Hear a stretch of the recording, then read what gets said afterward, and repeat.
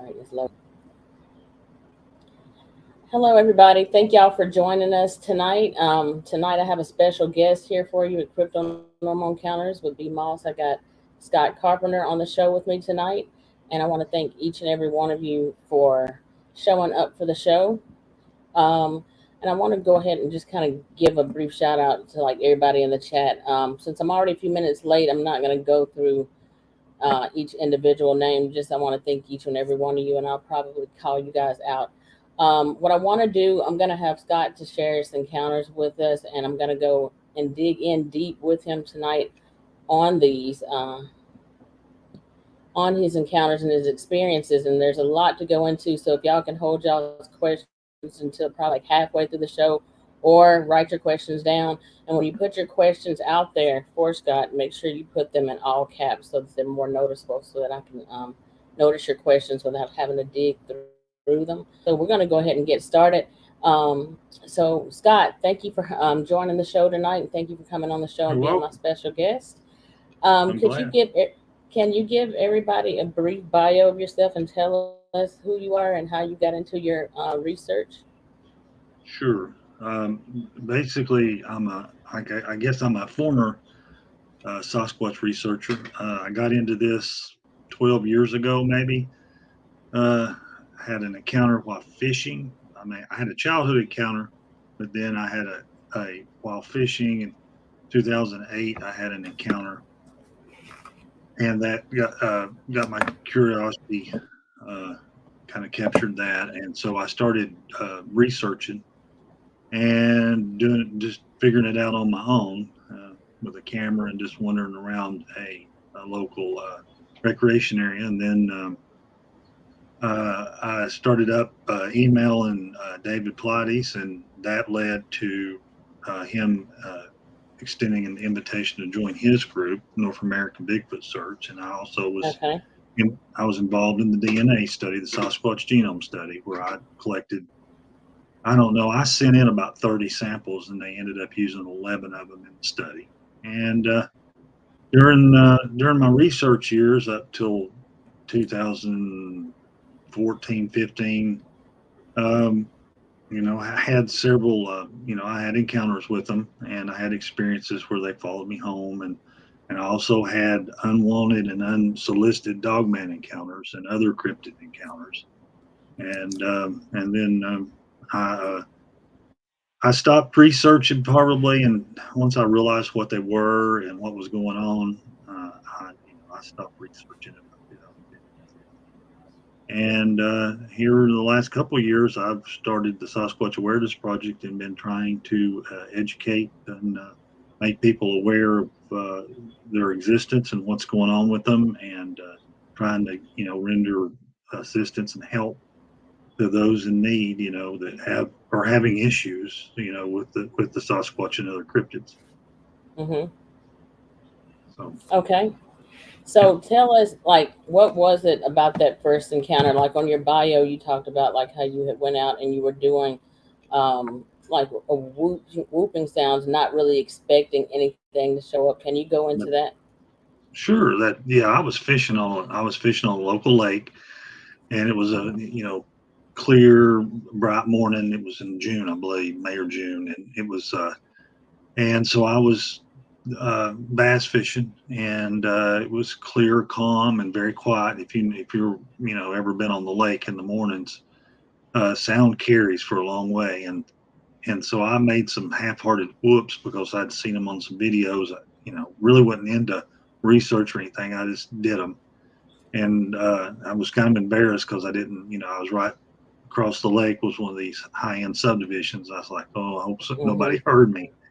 And then this something began to come, through the woods down toward the point of land where I was fishing on, and just tearing it up. I mean, breaking limbs, stomping, and I tried, it was just, it's kind of shocking because, it's like, why in the world, I know that people, there's equestrians that ride horses on the area, but no one's going to go, take a horse into that kind of brush and that sort of thing. And this thing came all the way down to the water, not to the water's edge, but stayed back into the woods. It was a heavily wooded uh, area and had briars and honeysuckle and all kinds of stuff. And so it stayed back in the shadows, and whatever this thing was, it just was stomping around and just going back and forth like it was looking for something. And I had Mm-hmm. drifted just a little bit too close to the shoreline, so I hit my trolling motor. It's electric trolling motor. So when I pressed on it, it made a whirling noise, and then that's when it obviously noticed me. And it was still for a minute, and then it huffed, like say, it's almost like a frustrated, you know, like that. And it was real, of course, deep and loud. It did 2 or 3 times, and then he turned back, or it turned back, and just calmly, when I say calmly, I mean it wasn't, tearing the woods off. It sounded like you'd taken like one of those little bobcats and without a motor, and coming to the wood through the woods is what it sounded like. And he just walked bipedally back up into the woods, and then that was it. And I'm left there dumbfounded, trying to figure out what in the world just happened. It was just, I had no clue. And so the next weekend, I grabbed a video camera, and I hit that area, and try to figure out what was going on. And that was like, that was step one of many steps, and day one of all kinds of learning and discovering things once I started researching it. So over the years, like, so you started out as a Bigfoot researcher. Before the day you went out there doing whooping calls, did you already believe in, or had you already heard of Bigfoot or dogman or anything like that? Or how did you come upon that? Were you already a researcher at that point, or did you already know about No, them or hear no, about no. I mean, I knew what I knew of the Sasquatch and Bigfoot. During my lunch hours, I worked a job at the time where I was alone most of the time, and it was a small IT shop, and so I would watch, and YouTube was just it was a fledgling deal at that time. But I would watch YouTube videos. I'd watch sports stuff and other things. And one of the things I'd watch to entertain myself with these crazy Bigfoot people that would run around the woods and whack on trees. That's where I got the whoops from, and do the whoops and all this craziness. And that's how I kind of, it got started as far as just being aware. I mean, I had a childhood experience where I'd seen a couple little ones run up on the back porch when I was little, and it took a few years and I saw one of those it was either Leonard Nimoy's In Search Of, or it was one of those National Geographic specials, but about Sasquatch. But I'd seen seen one of those specials, and they had someone had a eyewitness drawing of an infant Sasquatch, and I kind of, oh, that's what I saw. That kind of helped me, get over the nightmares and stuff I was having, up into my early 20s because of that issue, and having this encounter, and not knowing what I had witnessed and was seeing. But I really didn't have, like I said, until that point. I really didn't have an interest in researching them or anything. I was, like I said, I kind of have already seen them and knew that they existed, but there wasn't any, burning desire to go hit the woods and find them or anything. It was just, it was until this happened, I really, the curiosity and the desire to try to figure it out wasn't there. it? Okay. So what was your original belief about Bigfoot at that time? Did you originally think that they were just, what do you call it? I guess that some people call them an undiscovered or unknown North American ape. Was that your original belief until some of the things that you Yeah. experienced with them? Yep. I mean, I think like a lot of people back then, that's how it started out. They were, I believed what the TV shows, they were a bipedal ape. That's what I thought I was dealing with, was a bipedal ape. And I did a little, after this encounter, I did a little, some more research, and course, you find the norms. You know, Meldrum had started doing his thing back then, and there were some other those basic. You know, History Channel had some basic stuff on them, and then they're Bender Nagel looking at his stuff, and so you had. I hadn't gotten David Platty's books yet, and so to start off with, I thought I was dealing with a bipedal ape, and of course, it didn't take long to me to figure out they weren't dumb bipedal apes. But I mean, that's how that's why most a lot of friends I have that did research that we all thought the same thing.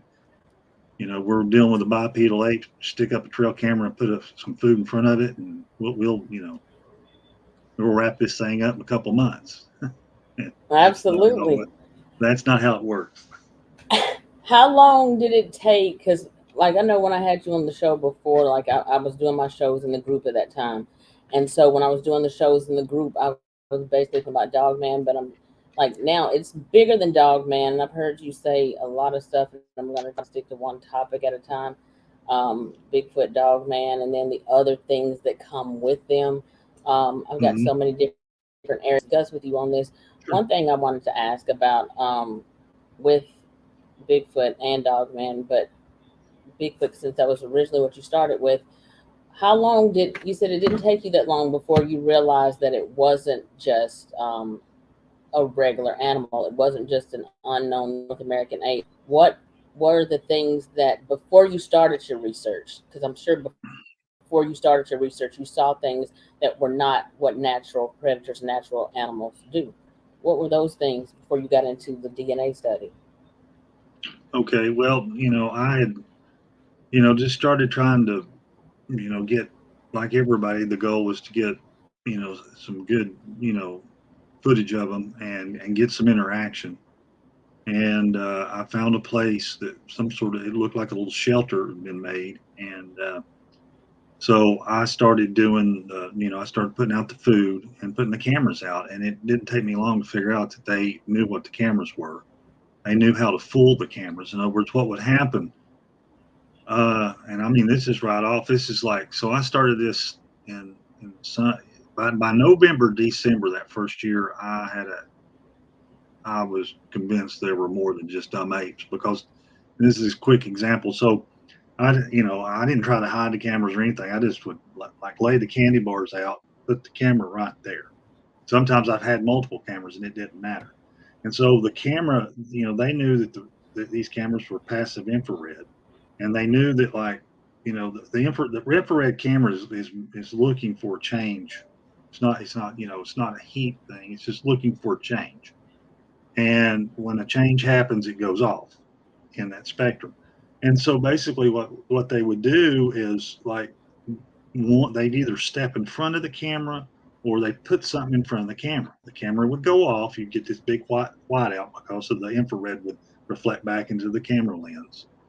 And then, 15, 20 minutes would pass. You'd get another white flash for a second or two. And then you could see again, because whatever was in front of it, they would remove it. And when everything was gone, all the candy bars and all, so they knew. They just would come up to Yeah. it, put stuff, and if there were two cameras facing each other, they'd coordinate and slip in from the sides, and didn't matter. At one time I had three cameras and it really didn't matter.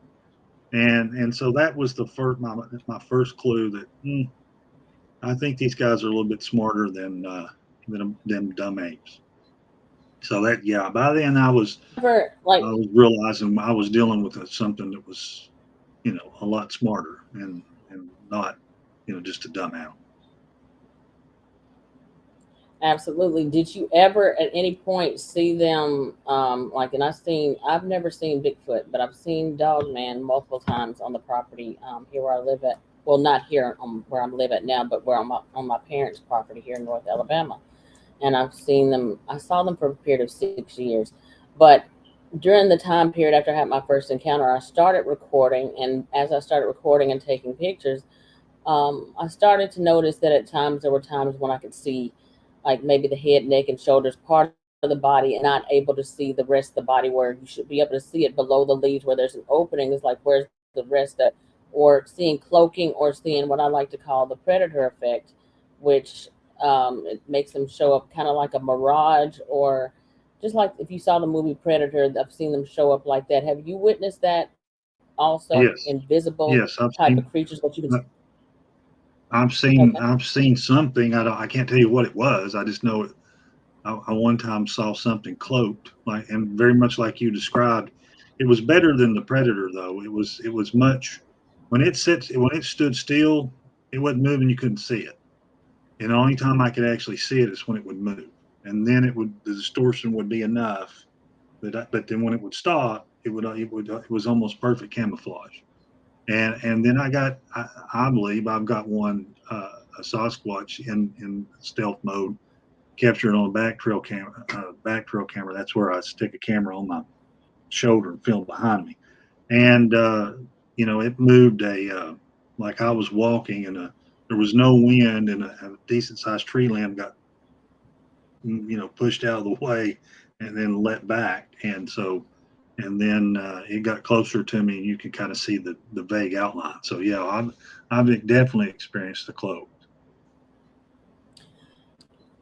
How do you think that they're able to do that? Do you think that they're interdimensional? Because I know, like, you're on the same them, like that they're Nephilim, just like I am. But your belief on that goes further than belief. You actually have DNA evidence. I read your bio where you have hair Yeah. and saliva samples. And what do you? So I guess let me go to that, like the hair and saliva samples. How were you able to obtain the saliva sample and the hair samples as well? Yeah. Well, the hair samples, we during at the time that they were doing the DNA study, the making a what they would call a run to test a sample was very expensive. It's come down. It's come down 80%.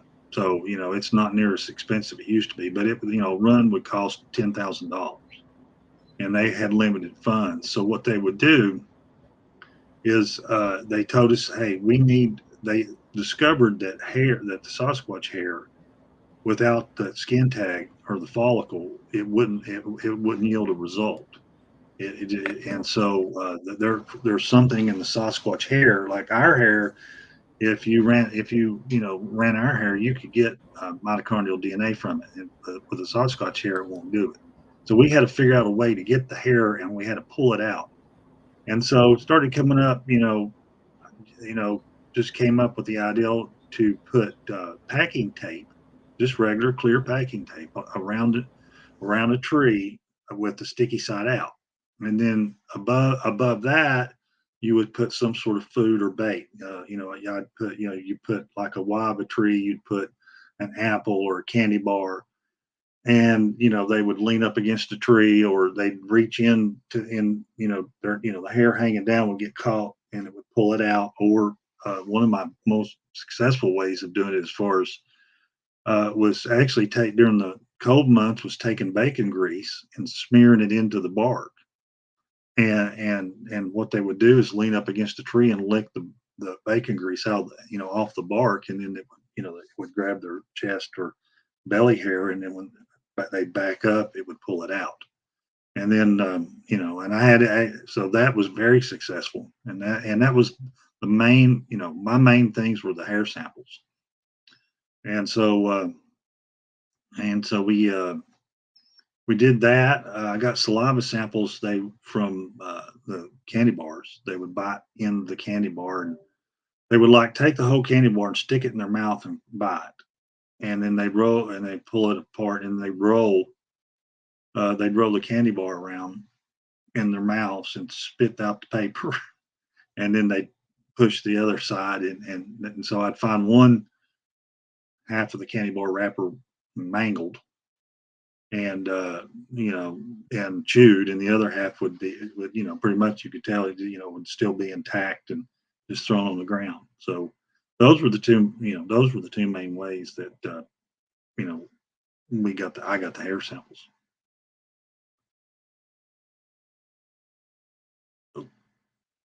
Yeah, Patina dropped out, so I'm on my own.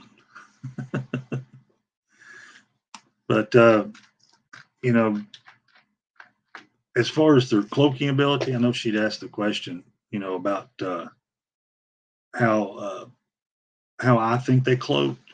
And you know, I have theories. I mean, we've never been able to talk to one, and we never been able to actually. No one's ever been able. Let's put it this way: no amateur has been able to scientifically study it.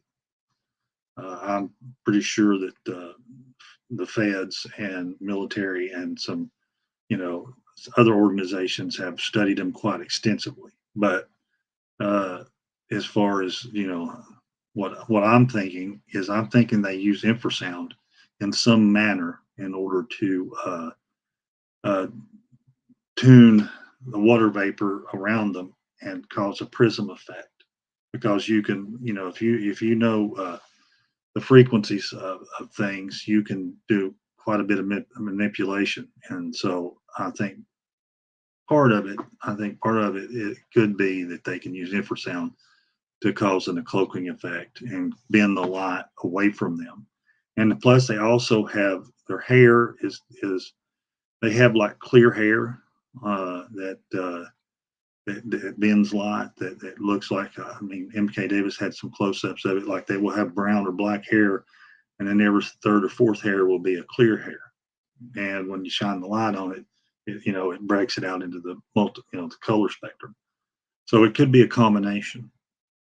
And so that's how I think, you know, they cloak. And there could be some other technology. I think it's a technology. I just don't think it's a technology that we're aware of or can understand. Because I think there's a lot of things going on, you know, with the ether and the way the world is. There's what we're taught in science, which 90% of it's a bunch of garbage, and there's what's the real world. And I think the Sasquatch understand and know, you know, how to manipulate the real world. They know about frequency, electromagnetic fields, and you know how sound and everything's related. Basically, just like you know, water, you know, is a vapor and a solid and a liquid. You know, it's the same way with electricity, magnetism, and uh, and sound. They're interchangeable, and one can create the other, and vice versa. And so, if you know that, and then you know what frequencies, you know how to create those frequencies, then you got a pretty powerful tool there to manipulate the atmosphere around you and do all kinds of crazy things. So she says they blocked me out of the studio. Oh. She's gonna call me. Hello. Sorry about that. They have locked me out of StreamYard. They know I'm getting ready to ask you these deep questions, and they have locked me out and now it said no internet. And I have internet. Well, I'm still internet. Yeah, I'm still live, and I assume that people can still hear me. They can still hear you. You keep going. I'm trying to get back in, and for whatever reason, they have blocked me out. Well, go ahead and just ask questions. Since you're on the phone, just go ahead and ask questions, and I'll answer them while you're attempting to get back in. I answered the question about how I think they cloak, and and the other what was the other question before that? I answered it. I can't remember it now. But I think what I'm going to do, I'm going to try to set up my reset up the internet. But another question that I had for you was on the mitochondrial DNA. Oh yeah. I explained to him how. Yeah, I did. I explained how I got my hair samples using the tape and the saliva samples that I got. I don't think they used any of my saliva samples. They weren't good enough. But the Sasquatch would, like, if you had a Snickers candy bar, they would pick the candy bar up, and how they would unwrap it was they'd stick it in their mouth and bite it in two with the wrapper on, and then so they would, you know, and manipulate, you know, with the wrapper in their mouth, you know, they'd roll it around their mouth and get the wrapper off, and then spit the wrapper out, and then chew that, and then you know, then the other half of the bar they just push in their mouth, pull the wrapper off.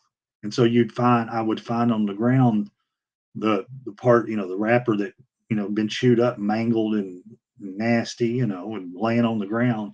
And the other half would be, just laying there, just like you tore it off and pulled it out. And that's how they ate the candy bar. But the main way, all my samples were hair samples, and ended up being hair samples. The saliva samples weren't of a good enough quality to use. So. Okay. Scott, if you would go into just explaining with those DNA samples, how are you able to determine? Is your phone on speaker right now? Can they hear me? Yes, it's on speaker. How are you able to determine with those DNA samples? I'm still trying to get in the studio, but how are you able to determine with those DNA samples what was, I guess, the breakdown of what dogman and Bigfoot are? Can you tell everybody exactly what they are? Like, well, I can tell you, I can tell you the best that we know. I mean, so you have, a quick DNA, DNA 101. And we all have, all living things, you have mitochondrial DNA and you have nuclear DNA. Mitochondrial DNA comes from the mother, and then the nuclear DNA is a combination of the mother and the father. And the nuclear DNA is encased in the nucleus. Mitochondrial DNA is out in the outer part of the nucleus in the cell. Mitochondrial DNA is a lot easier to obtain and get, like from hair samples and that sort of thing. Nuclear takes more effort to get it out and to look at it, or whatever. I can't think of the proper word, and that analyze it. There we go. So the mitochondrial DNA comes from the female. The nuclear comes from the male. So during the study, what they would do is when they would take the hair samples, they had, they didn't want to waste their money, and they already had Sasquatch hair already, and it had an ironclad chain of custody. In other words, a woman had seen the Sasquatch, had watched him reach into a metal, an old little metal building where she kept her garbage, watched him pull his arm out. He got a big tuft of hair and cut himself. And then the police followed up immediately. In fact, it ran off when it heard the police coming up her driveway. And so, it's one of those deals where I saw him stick his arm in. There's the hair. The policeman had a forensic kit on him, and he gets the hair. And we had that. David Pilates had that sample. And so that's how we had the real deal hair sample. So with that, then we could, they had a fellow that was a hair specialist, and he would vet the hair. In other words, you don't want to test horse hair or dog hair or human hair and waste $10,000. So what would they do? They would give the hair would be screened by this guy, and he knew what it looked like because he had some. And so, he would pick out the Sasquatch hair, and then they would run that. They would make those runs, DNA runs, and they were all sent off. It was a blind study. In other words, Melba didn't do the testing herself. Dr. Ketchum, she sent her samples off to different labs. UCLA was one of the labs, Texas A&M, Chapel Hill, North Carolina. There was DNA diagnostics. There was trying to think. There was over 13 labs used. I have a list in my book, but so and they would blind study, run the samples, and return the results. Well, what they found was that a non-human hair, the Sasquatch hair, which is non-human, returned human results. It's human mitochondrial DNA. And then when they were able to finally get, they got some blood and flesh samples. They were able to get 3 full genomes. And they were get 3 good nuclear DNA. The nuclear DNA showed that it was an unknown primate. Or basically, what happened is you have in the world of genetics, you have what's called gene bank. and it's a database. It's a depository where scientists can upload their genomes. So if the example I use is if I'm in South America and I find this unique frog and I think I've got I've made this, this big discovery and I've discovered a new species of frog. I take my DNA sample, I get it digitized, I upload it to GenBank and do a search. And the search engine is called BLAST. It's like Google for this, but you're searching the genomes and it's looking for matches. And if it comes back with a match, it says, "Oh, we found this genome's already been uploaded, and it's a rainforest frog." Or if it doesn't match anything, then it comes back and says, "There's no match for this. You've . discovered a new species." Yeah, And so that's what Melba did. Is she went to and she ran the nuclear DNA against the database, and there were no matches. Of the millions and millions of samples in there, it matched to nothing. And so, that told us, and there's other things in the study, but to make it this, kind of bring it down to the brass tacks, basically that told us we had a hominid bipedal human hybrid out there that was, had human mitochondrial DNA and unknown nuclear. And there are many cryptids that come back that way. The elongated skulls from South America that people like L.A. Marzulli and others have tested. They come back, human mitochondrial, unknown nuclear DNA, unknown, can't find it. And so now on the dogman, in what Melba's told me, it's not a lot. I mean, she's right in the middle. Steve Ishdahl do the thing where she's right in the middle of trying to raise money to actually do some deep analysis. But the dogman's DNA was really weird in the fact that it had some, it had human mitochondrial. It obviously had canine, and and then it had unknown, some quite a bit of unknown. So it's some sort of genetic manipulations going on, and possibly with the Sasquatch, some sort of outside genetic manipulation is going on. Of course, that does. Go ahead. How do you think that all of this genetic manipulation is happening now? With the dogman, you were saying that with them, it's more strange. I guess there was was there canine and human, and what all was involved with their DNA? All I know, all I know, what I've been told, and there's more coming out. Will be coming out. Their mitochondrial's got human in it, or it's human. It seems like the base is a human female, and then you start manipulating the nuclear side and get your crazy cryptids.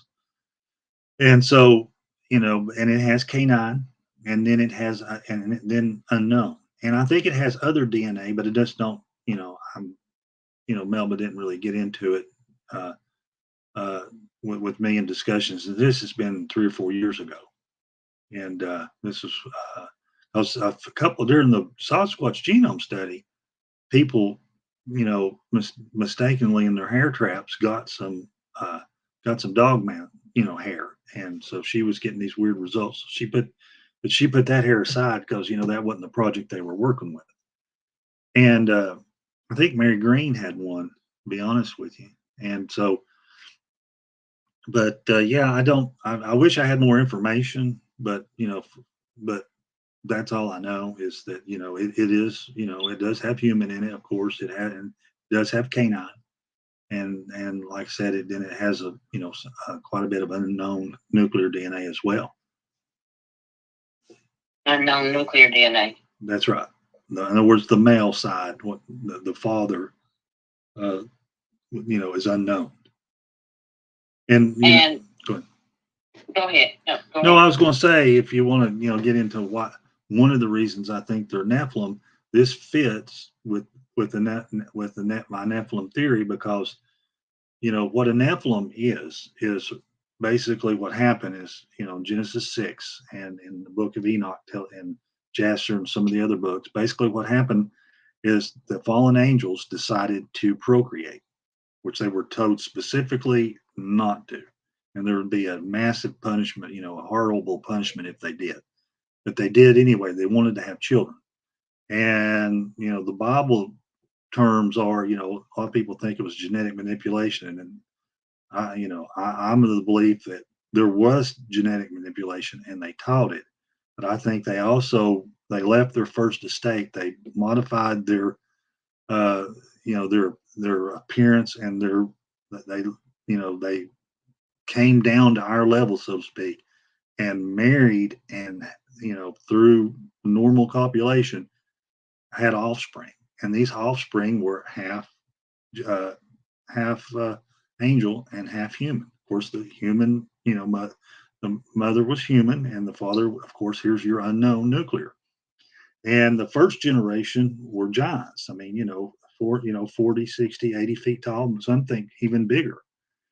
But then there was all kinds of other mischief going on, and this was just the first generation. So my theory is the Sasquatch and these other cryptids are a descendant, of those first generations. And it's just been ongoing down throughout the years. They if you read the book of Enoch, they were they taught the blending of species, which is genetic manipulation, to humans. So the humans started doing all kinds of craziness, and they themselves were doing it. They were breeding directly with all kinds of animals, creating all kinds of craziness. And so, dogman, I lost Patina again. There she is. Maybe she's coming back. There she is. Okay, it finally let me back in, and just in case, that was crazy. Yeah. You know how it is. They don't want information out. And it says that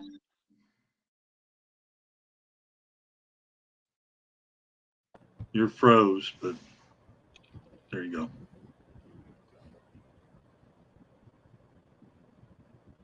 Froze again. It's like your internet's dropping.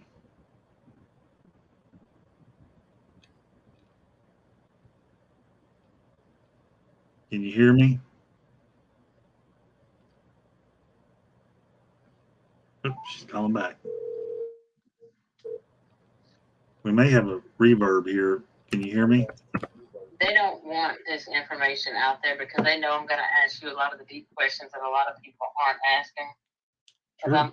I'm deep into this, and I've just added somebody else in case it locks me out again. Somebody else I usually have on here to help co-host sometimes, so I just added him into the screen, and hopefully.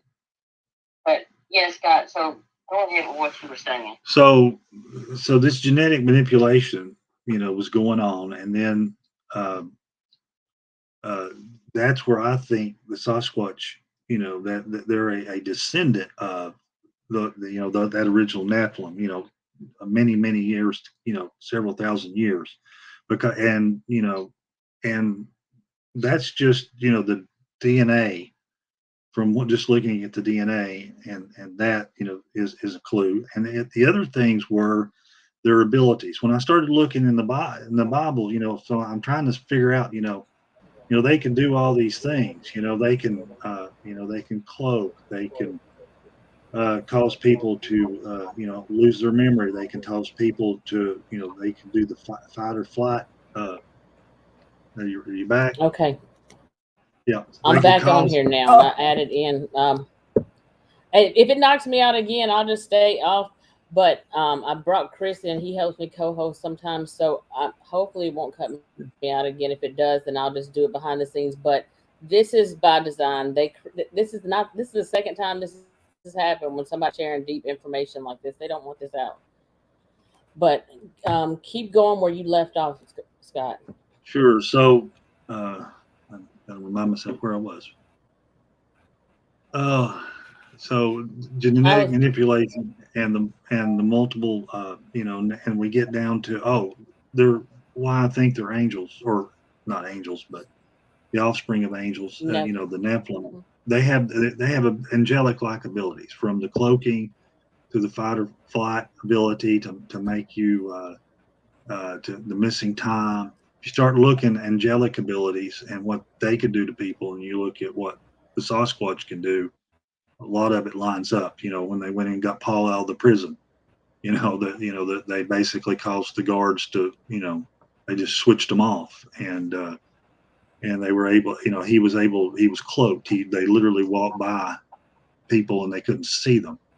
And so, I think that a lot of their abilities are inherited, and that kind of helps explain, for me anyway. You have this conundrum where I don't, you have some that are more purebred than others, and they interbreed with humans, and they dilute their genome, and because you would have in an instant where they're being chased, or people are following their footprints, or an eyewitness sees one walk, the footprints go in the middle of the field and they just disappear, or someone's seeing one walking through the woods and it just cloaks, it disappears, but then you'll have one that gets hit and run over by Granny, and so it's like, well, how does that happen? How does one not, can't avoid getting run over by a car, but these others can? And I think that's, it's a genetic thing. I think there's genetic purity,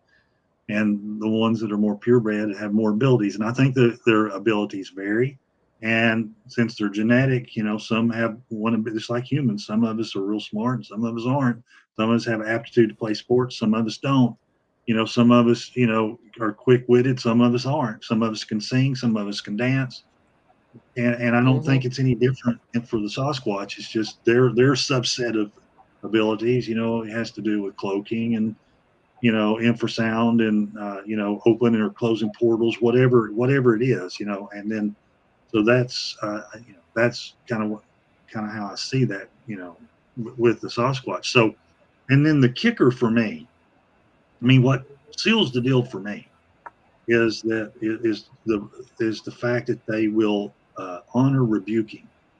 And what rebuking is it's used in spiritual warfare, and it's you basically call on the name of Jesus to back off a demon or back off fallen angels, and Jesus talked about rebuking and how to do it. He taught his disciples how to do it, and he did it. And it's used in spiritual warfare, like, basically it's giving it over to God, it's giving over to Jesus, and it's through faith. It's not some ability I have. I can't rebuke anything. I have no ability to do that, but through Jesus' name I do, and there's power in the name. And if you've got this creature that is 10, 12 foot tall, 1,200 pounds, can rip a chain apart, to pop your head off anytime he wants to, and you rebuke him in the name of Jesus, and he flees, disappears, and runs away, it's spiritual. I'm sorry, it's spiritual. There's no other explanation. And it works almost, in my experience, it's worked every time it's tried. Now there's some review, and there's some property and territorial areas where it hasn't. It's not that it hasn't worked, but there are. There's a set of spiritual rules that we don't know, don't understand, and we get little bits and pieces through Scripture and through the Bible, and seeing how Jesus interacted with these spirits and the demons and the fallen angels, but we don't really. There's no rule book. We got the Bible. We got our spiritual guide. There's no book that says, okay, in this spiritual warfare between, God and Satan, here are the rules. You can ... and you can do ... If you use this language, this will happen. We don't have that. But so we're just darkly seeing, what's going on. But they will respect that rebuking rule. It's not only the Sasquatch thing. Many people have talked about during a UFO encounter, during when they're being abducted. Either if they've been switched off and they can't talk, they actually think the name of Jesus and say, Jesus, help me. And it ends the encounter. It ends it stops them. Same thing with the dogman. People that I've worked with that have dogman issues, it works with the dogman. So for me, the fact that they adhere to and respect and obey these spiritual principles means to me that, it's a spiritual aspect. There's a spiritual aspect there, and that plays right into the fact that they're Nephilim, and there's a spiritual component to them because they're half human and they're half angel. Or as we've gotten, generations in, we don't know, really we don't know, how human they are and how non-human. When I heard you do the interview with Tony Merkel, you mentioned there were some things in that mitochondrial DNA, as far as the unknown part, that makes it to where it should be impossible. What were those things? What were the properties that made that impossible? The unknown part. What was different from normal animal or human DNA? What was? And Melba, forgive me, I don't have the exact set. They looked at different things like hair color, skin color, different. They looked at different sets of the genome, and there were other, and when they would do deep dives into like areas of development, like brain development and things of this nature, that there are certain genes that just have to exist for you to be alive. Okay, they have to be intact and they have to exist. If a human baby is in gestation and there's something wrong with certain chromosomes, you'll abort. They just won't. You can't survive. Well, the problem that many mainline scientists were having is when they would go to those areas of the genome for the Sasquatch, those areas were not correct. Those areas were corrupted. In other words, in their minds, this thing, whatever this is, it gave you this sample, shouldn't be alive, shouldn't have gestated. It can't survive without these certain genes being intact, but they weren't. They were either not intact or in the wrong sequence or even missing. Melba talks about some were even missing. But yet here this thing is, it's alive and it's leaving hair samples. And that's kind of where the disconnect was. We just can't believe this because it shouldn't be alive. It shouldn't be able to, they shouldn't be able to have children. This whatever this is should have never been born. And they have go ahead. I was going to say their DNA, they have like a double strand, single strand, double strand DNA sequences. Well, no human being can survive that. You can't survive a cutout without a full genome because your body doesn't know, the cells don't know what they need to do. But this thing is alive, and that's exactly what kind of, it has. It's almost like the genome itself has a little supernatural glue in there to make it work. That's what just blows people's mind. That's interesting. I wanted to bring up Primal Cry. She made a comment. She said she's asking about rebuking, Scott. She said rebuking, or do they have a connection or understanding of the Creator God or higher power and just leave? No, I think they're a spiritual creature, and I think they know who God is. I think they know who they are. And now they may not like who they are, but they know that they're that they're a Nephilim type creature. And I think that one of the cases I have, and Randy Bisson is the one that gave me this encounter he had with a friend. Randy Bisson is a Native American that lives in Canada. He's spiritual, but he's not a Christian. He has a Christian friend. They were being attacked. Basically, they had been surrounded, and they were the Sasquatch were coming at them aggressively from multiple sides. And he thought this was it. They're coming to kill him. It was an aggressive charge. And he said, his friend just bowed his head with and said, "Oh, Jesus, just please, Jesus, help us, Jesus." And he said, as soon as he said that, there was like a loud flash of light and a bam, a very loud bam. They all just disappeared. Bam, bam, bam. It's like that. And so when I got to ask, when he told me that, I'm like, that's pretty, that's even more fantastic than them just leaving. I mean, I don't know, angels took them out, or, they got sucked away in portals, whatever, but they literally disappeared. They literally disappeared in big flashes of light. So can I ask something? What did you want? Yeah. Chris is frozen. I can't talk. Chris, your feed is cutting out. You're choppy. Can you hear me? Yeah, Chris is. Yeah, now. Yeah. Now I can hear you. Okay, great. Hi, Scott. Hey. I spoke to you about 5 years ago, a long time ago. Yeah.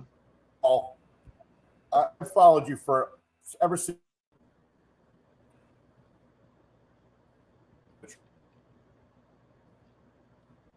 I don't know why. He locked up again.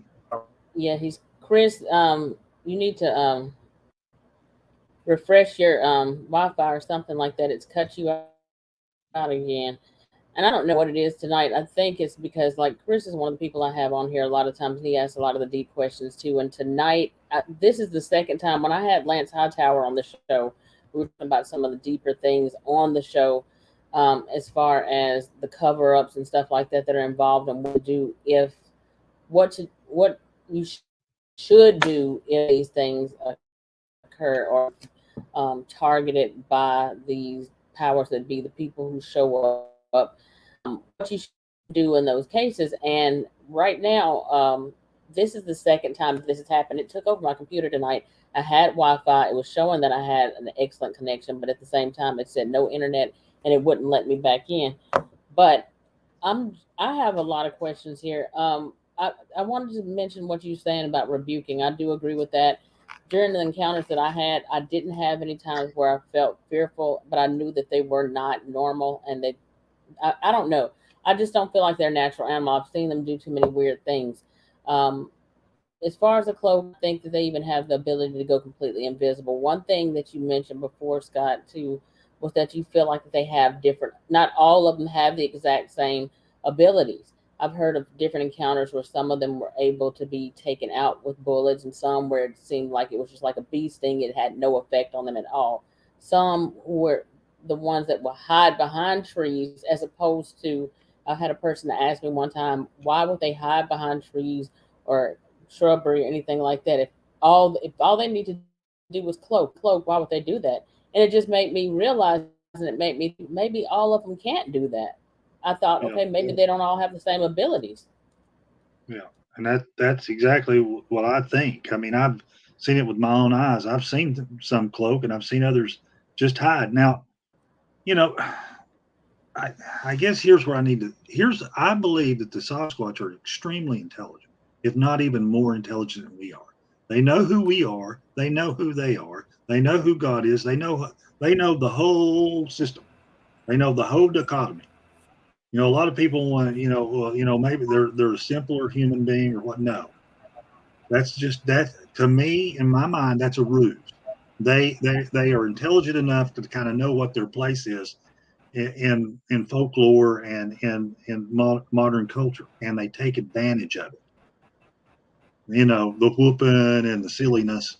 I really do.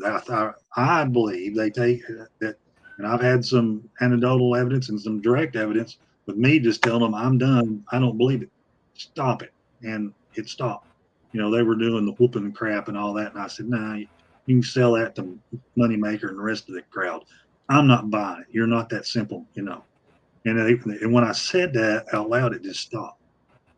So, I think they know, I think they know what a camera is. I think they know what a car is, I think they know the whole thing. I think they know that, people don't take them seriously, and for the, that they have this, they know their place as far as what we think they are, or that we don't take them seriously, and they definitely take advantage of that. And through whether it's moving through neighborhoods or doing things of that nature, because no one's looking for them really, and I think they kind of know that if they get seen and the person says something, most people are just going to shrug and hey, you're crazy, you didn't see nothing, that can't exist. And I think they use full advantage of it.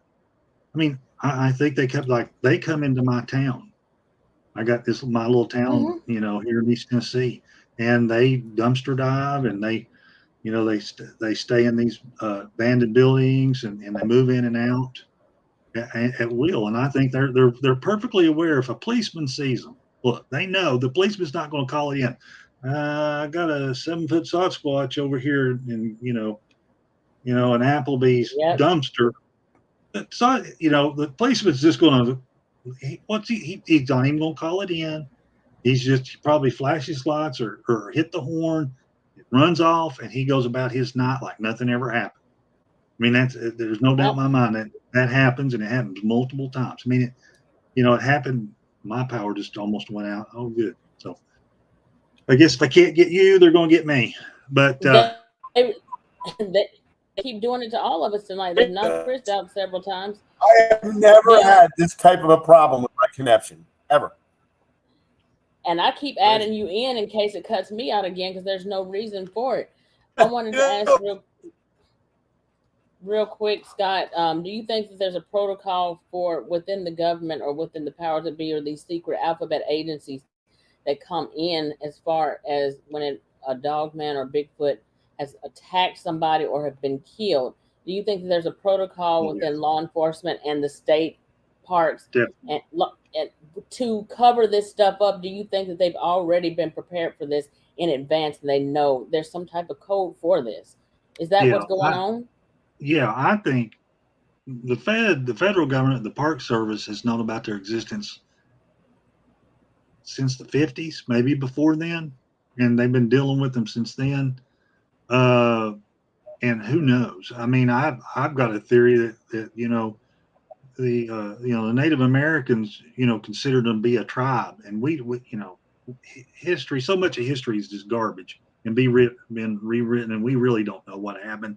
Around 1812, and you got mud floods, and you got all the earthquakes, and you got the island of California. You can just go on and on with some stuff. Everybody says, "Well, you're crazy," until you start finding maps, and the whole civilization didn't make maps of stuff that didn't exist just because they wanted to mess with people.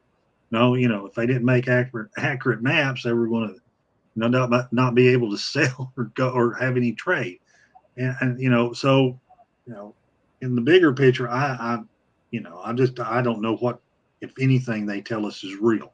So we don't know. They could be a tribe, and the federal, our government in the 1800s could have cut a deal.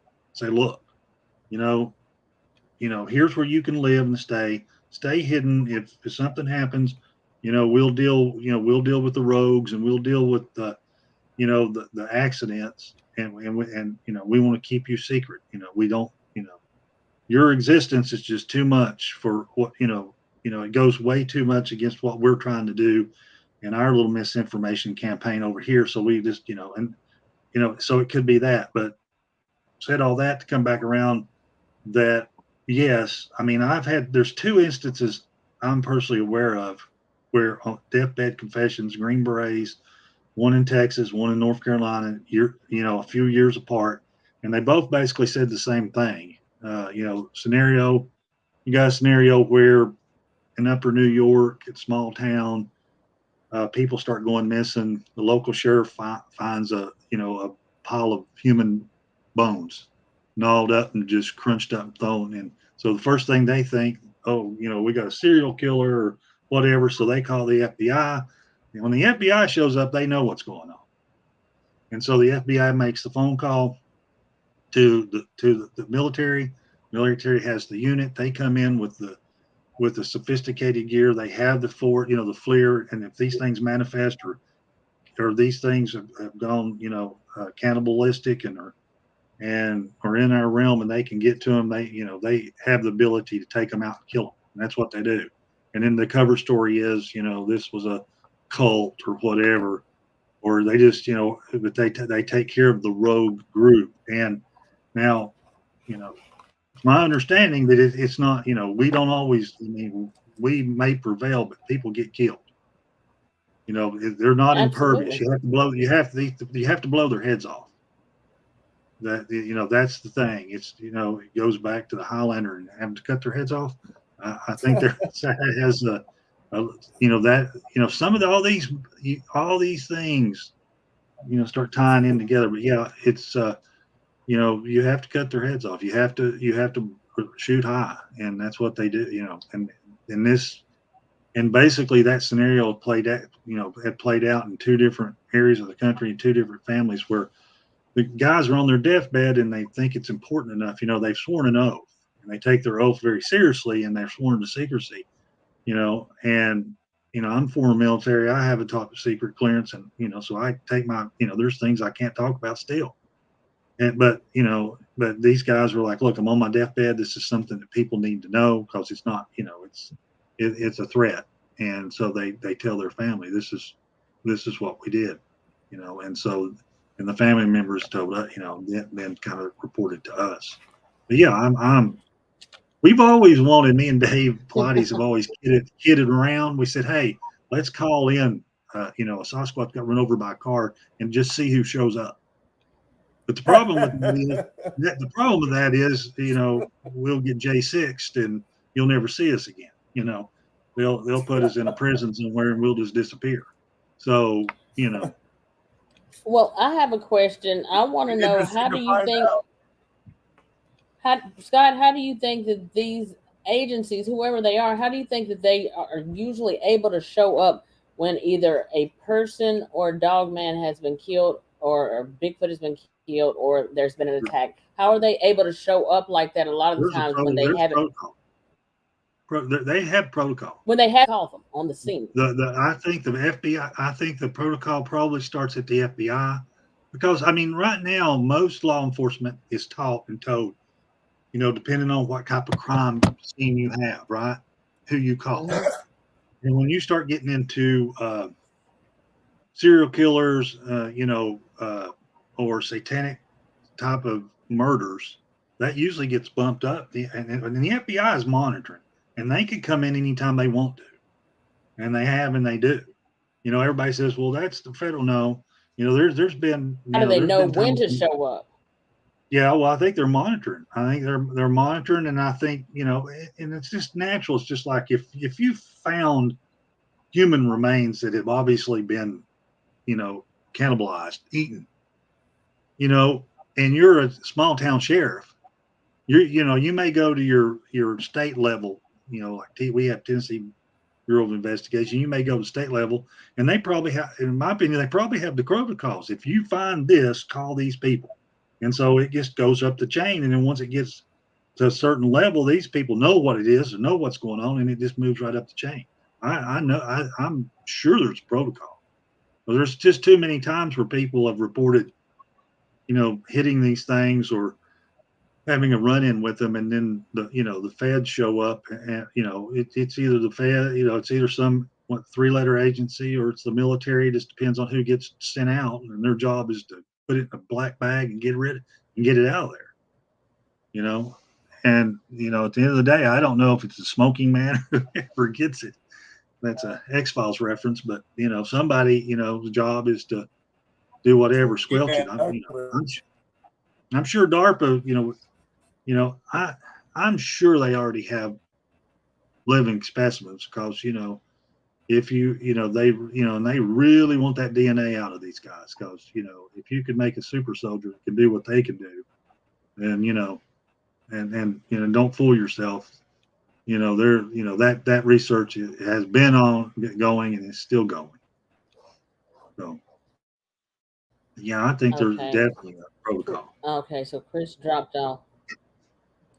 So missing 411. I know you've interacted with David Pilates, and some stuff may be confidential, but I do want to know with the missing 411, and I'm going to bring up, let me make another note here because I don't want to forget this, but the missing 411, if I get cut out, I'm going to talk to you about portals. So I was going to ask about portals, but before I ask about portals, what I want to know is, do you think that some of these missing 411 cases are related to Bigfoot, dogman, or other cryptids? Because I know that you also said in your interview that I heard that there's other things out there also, not just Bigfoot and dogman. Exactly. Now, what other things are out there? Yeah, this is my opinion, and this is not David Pilates' opinion, but I think that some of the 411s could definitely be Sasquatch or dogman or other cryptid related. So when I mean other cryptids, I'm talking about other genetically manipulated beings. We call them stuff like goatman and mothman and you have lizard looking things. They're and even things that look like velociraptors. And so you just have all kinds of different things out there. But also, Dave's, been getting more up front. He talked about the UFO connection on the, and he's, his latest video talking about, missing 411 and the UFO connection and leaking, possible abductions to, to the missing. So, and the portals, the portals are, what a portal is. It's a gateway from one location to another. It could, I think there's, portals that are earthbound portals that are just, to travel through, from location A to B. And then there's other portals that go interdimensional or go into from our realm to the spiritual realm.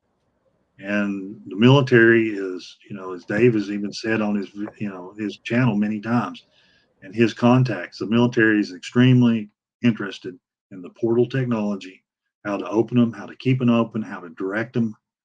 Because you can imagine the strategic advantage you'd have if you could open a portal behind enemy lines and pour out, or you just open a portal behind enemy lines and send your weapon through, and then close the portal.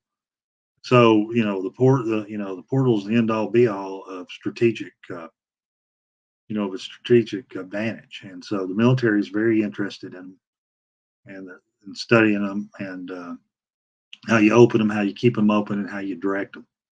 And so, and I think the Sasquatch, there are some that have that ability. In my research, portals are spiritual in nature. I listened, this is just one person's opinion, but I listened to a person who came out of the satanic ritual abuse and was pulled into it as a child. In other words, her family was into it, and they groomed and they would take small children and teach them to sing what she called the songs. And basically, the children had the ability to hit the right frequencies that would open the portals. And so, they would teach these children to do that. And her explanation was, when God first created where we live, he created the portals for travel, and there's those that run along the earth for A to B point travel, and then there's others that go into the throne room of heaven, and the ones that go to the throne room of heaven are blocked and guarded by angels, and you can only go through if you have permission, or what I'm saying. But the portals that traverse the earth, if you know the secrets, if you know the songs to sing, you can open them. But you have to be very careful, because there's all kinds of things in those those portals that aren't human. And also there's there is anecdotal evidence that those portals are toxic to human flesh, to a human being, where the Sasquatch he's not completely human, right?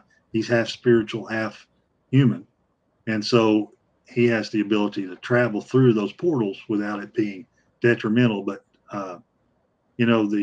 there was a guy that Steve Ishdahl talked about, Edgar, that was a foreign scientist, and he saw a Sasquatch trying to get into a portal, jump up, and it was half, like the bottom half was closed, and it was jumping up and down trying to climb into this opening, and then it saw him looking at him, and then the guy had the missing time, but he had his cell phone on him. And I don't know if you've heard this, but his cell phone, when you go to different countries, his cell phone carrier would say, "Hey, welcome to Denmark. Hey, welcome to Australia. Hey, welcome to the United States. Hey," and it, and in just a few minutes, there was over 300 countries. So obviously, poor Edgar got pulled into the portal system, and he was taking a ride. And they even tried to screen print some of it. And his son, tried to download it, and he's from Europe, but the telephone carrier wouldn't give him the data. Once they realized what had happened, they wouldn't give him the data because it kind of conclusively proved that this guy was traveling at the speed of thought all over the globe. And so, but bottom line is, Edgar then almost immediately got extremely bad cancer. Almost immediately, just a couple, 3 months after this experience. So I think you have to be very careful. Exposure to this electromagnetic energy, whatever they're using to open these portals and keep them open and travel through them, I think for human beings right now is very dangerous. So, but it's crazy to think about it. But then when you start thinking, if the military wants the technology, I don't think it's that crazy. I mean, this is the same military that had guys stare at goats and make them pass out. Okay, so what's crazy? Now, Scott, I'm sure you're friends with David Pilates, so you've heard of some of these different missing 411 cases. So one of the ones, and I can't remember the person's name right now, but I remember on one of those cases where something weird, I guess like a portal came up, and I can't remember because there's been so many that I've listened to on his on the missing 411. But there was a case where there was a search team of people looking for this man. His wife and other family members were out there looking for him in the woods not too long after he went missing, and they're calling out to him or her, whoever it was. I can't remember if it was a man or a woman now, but they're calling out, but they could hear this person who was missing. They could hear them calling back to them, like where they should have just been on the other side of the trees, but they were calling back to them, and they should have been able to see them or find them based on how close their voice sounded, but they never were able to find them, and it kind of continuously got more and more distant. And it just reminded me, and I asked them in the comments a few minutes ago, and Letitia not only responded back, I asked what was the name of that show on Netflix that came out, and that show was called Stranger Things. And on episode 1, season 1, episode 1, there was a portal that was in this tree, and this lady ended up going into that portal, and there was some strange cryptid alien type of creature type rake or crawler type thing in there. It was just really weird. But her boyfriend they were out there in the woods on that night. Y'all check out Stranger Things season 1 episode 1. Y'all see what I'm talking about. But she got into that, and he was calling out to her, and I think he could hear her calling back to him, and he finally ended up going into that portal that had opened up at the base of that tree and went into it. But it was interesting. They got out of that portal just in time as they were trying to escape from whatever that creature was that was in that portal within that tree.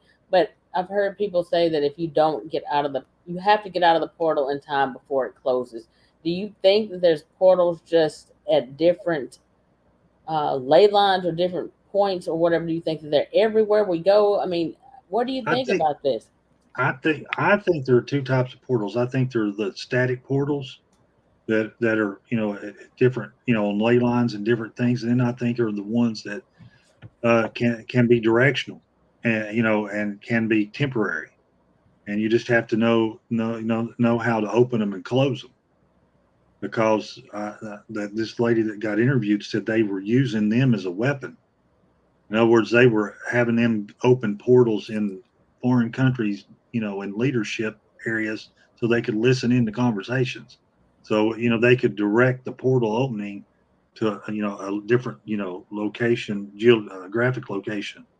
And so, but then there were others that were just kind of like they just had the sense there's a portal there, and it's like a static portal. It's there.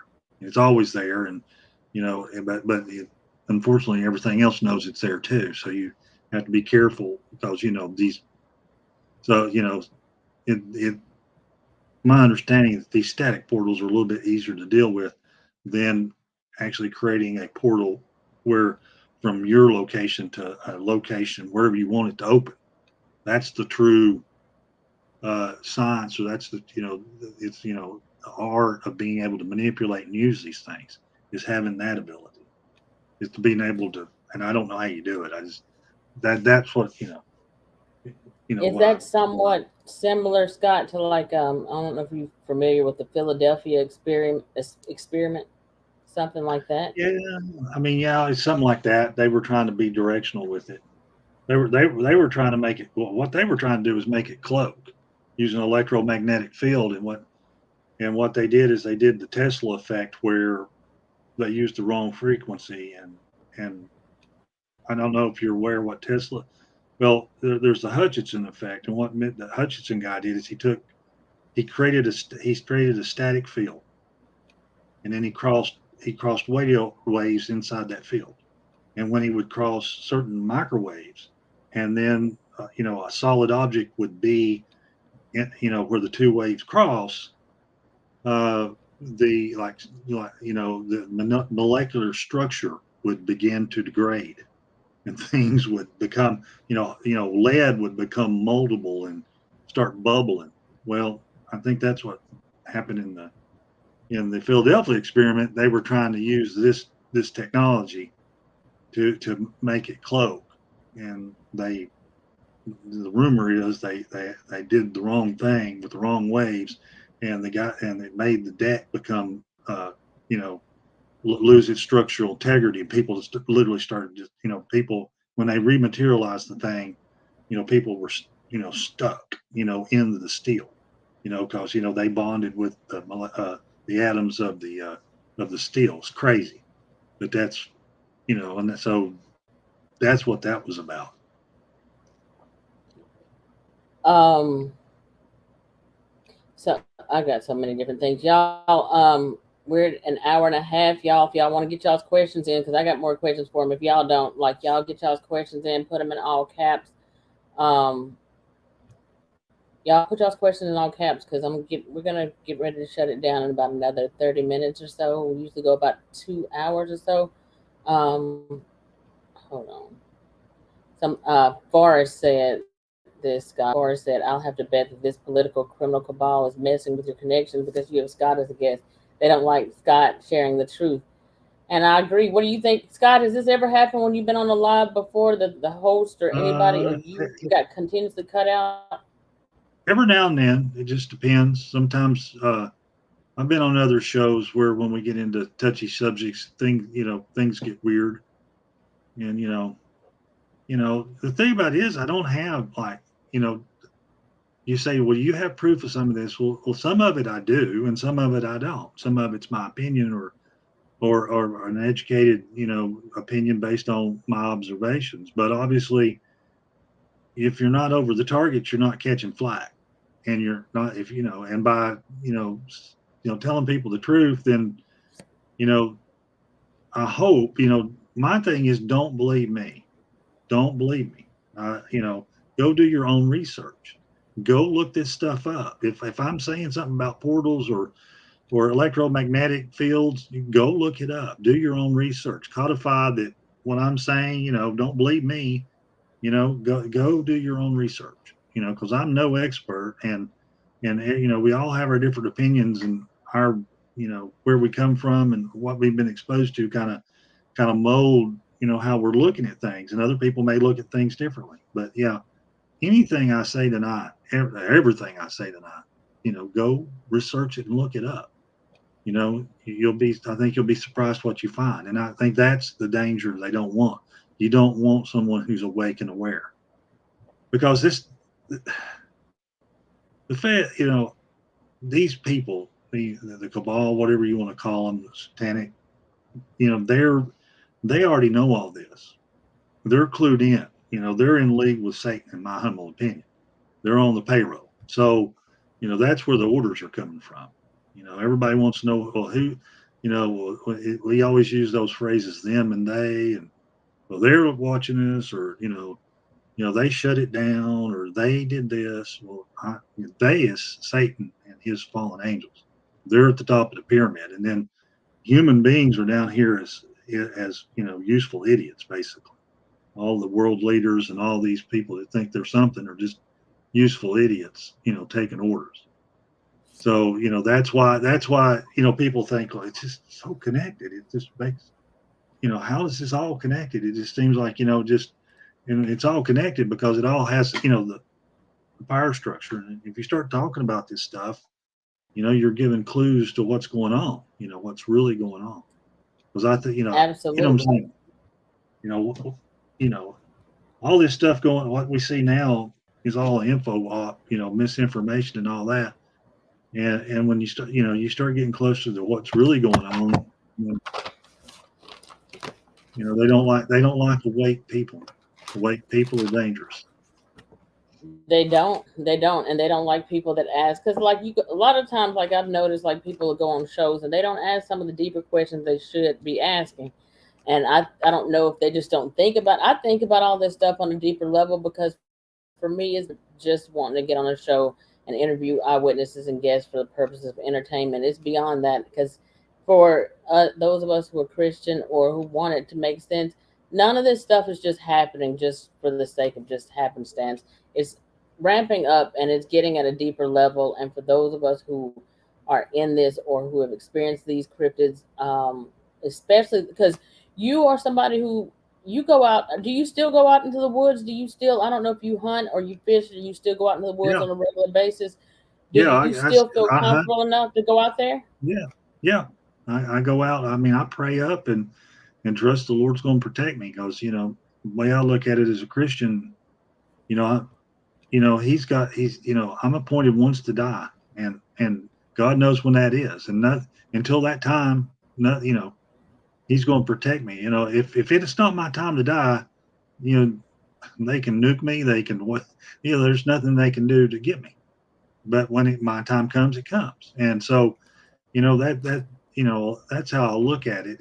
A lot of people say, well, that's hard to look at. That it is, and I'm not saying I don't get scared or whatever, but I rely on the Lord, and I just go. I'm not going to let these things steal my joy and rob me of what I like to do, which is, I like to hunt, I like to fish, I like to go camping, I like to go hiking, and I like to do all kinds of outdoor activities, and I'm not going to let them run that from me. I know they're there, I'm aware they're there, but but I don't allow that to stop me. I mean, if I go to an area and I'm feeling pressure and that sixth sense, and I know that there's danger here, I need to leave, I leave. I don't Right? push it, I don't tempt God, but I don't push it. But on the other hand, I don't let it just say, well, I just can't go. I know a lot of people, bless their hearts, they can't go back in the woods. They can't, they just, they can't, do what they used to do because of the fear. And so, I'm just not going to let that happen. I'm going to Davy Jones's question to you, Scott. What's holding these things back from killing everyone? That's a In good your question. opinion. That's good. And my question is, they're being restrained. Now, the question is, who's restraining? Is it Satan or God? Is Satan holding them back, saying it's not time yet, and I'm not ready for y'all to cause havoc, or is it God restraining them because they want to cause havoc, and He supernaturally is pulling them back? Because I discussed that in my book. There, this rule set that we don't know. There are times when they'll be surprised by a person. They'll get surprised, or they'll see a person, and they'll be just as scared and run away. Now, I don't think they're scared of us. But there's something enforcing the rules, and they're scared of that something. They're very scared of that something, whatever that is. But I can't say, I can't 100% say that it's God holding them back or it's Satan holding them back. I think one day the rule's going to be lifted, and here's the bake your noodle thing. Every now and then they break the rules. Every now and then they do kill people. Every now and then, a clan of Sasquatch will go, rogue and become cannibalistic, start eating people. And so, it happens. It's rare, but it still happens. What stopped, what I'm saying? What stopped, it didn't stop it, but, for now, they're, for the most part, staying within that spiritual framework, you know. Now, I'm going to bring this up real quick, and I'm going to bring it up briefly, and this is just a question, and I'm going to move on from it because I got more important questions I want to ask, because this has been brought up to me before. But Esau has been brought up to me before, and Esau, what was it? I can't remember right now. This is embarrassing, but because I can't remember this, but Esau had two nations in her belly when she gave birth.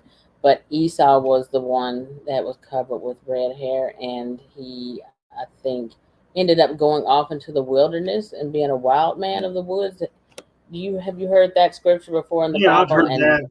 have you heard the theory? I don't think that his race of people are the Sasquatch. I just don't.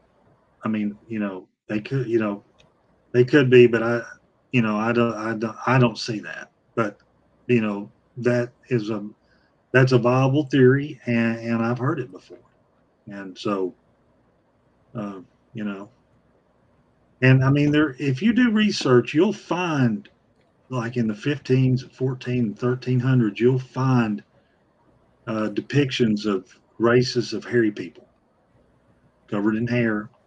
And so, are they Sasquatch? Don't know. Same thing with Dogman. You'll find the dog-headed people, where they had everything. Basically, it was a human body with a dog's head on it, and they were in the Mediterranean and other places. So, there's just so much craziness out there. But at this point, I entertain everything. And if someone thinks that's what it could be, my thing is go research it, get your data on it, find out what's going on. Okay. Now, real quick, Scott, the structures, the tree structures, the teepees, I'm gonna call them, like, originally I thought that those were shelters for these things, but then I was like, that doesn't make sense, because I would think that more so, I think some of it may be when they're deeper off in the woods, but when they're closer to neighborhoods or right behind people's backyards and they're close up, I think that those are ground blinds. I Could don't think be. that those are shelters for them. I Yeah. think that for whatever reason, I think that at times they create those because I think, and this is just my opinion, I might be completely wrong, but just in hearing some of the encounters that I've heard and paying attention to certain things that they do, I think that they, especially like if it's out in an open area or for somewhere where there's no cover, I think that they create those in order to kind of morph themselves out or kind of blend themselves into that, because it's easier for them to hide and blend in with that structure or those trees. They're able to blend in very well with that as opposed to being seen out in the open. What do you think is the purpose of some of these structures that they create? Well, for me, the structures are important because they tell us that the Sasquatch are in the area. That, to me, that's the number one thing. It's hard to tell what their purpose is and what they mean. I mean, sometimes I think some of them are obvious that they're probably territorial things, and they're probably sending messages to the other Sasquatch. And obviously, they could be blinds, like you're talking about. I think there are multiple purposes, but I think the most important thing is the fact that we can discern, that they're there and that the Sasquatch made them. So, and it makes us aware they're in the area. You know what I'm saying? Because if you start seeing a bunch of them pop up out of nowhere, then you've got activity. You're going to have to deal with them. You may see them, but unfortunately, we can't sit down and talk to one. Say, okay, what's the asterisk mean? Okay, what's the X mean? Okay, what's the glyph on the ground mean? Okay, what's the single footprint? All by itself. What's the deal with that? And like what you're talking about. Why are you building these teepee structures? What's the deal with that? Was that a hunting blind? Is that to hide you when you're cloaked? So that's kind of how I look at it. They're interesting, and I guess until we have some way to have a definite, this one means this and that one means that, they're more of just a sign of their presence and should be paid attention to. But what the actual meaning of them is, till we get someone to tell us, in my opinion, we're just guessing. We can make I, educated guesses for sure, but still guessing.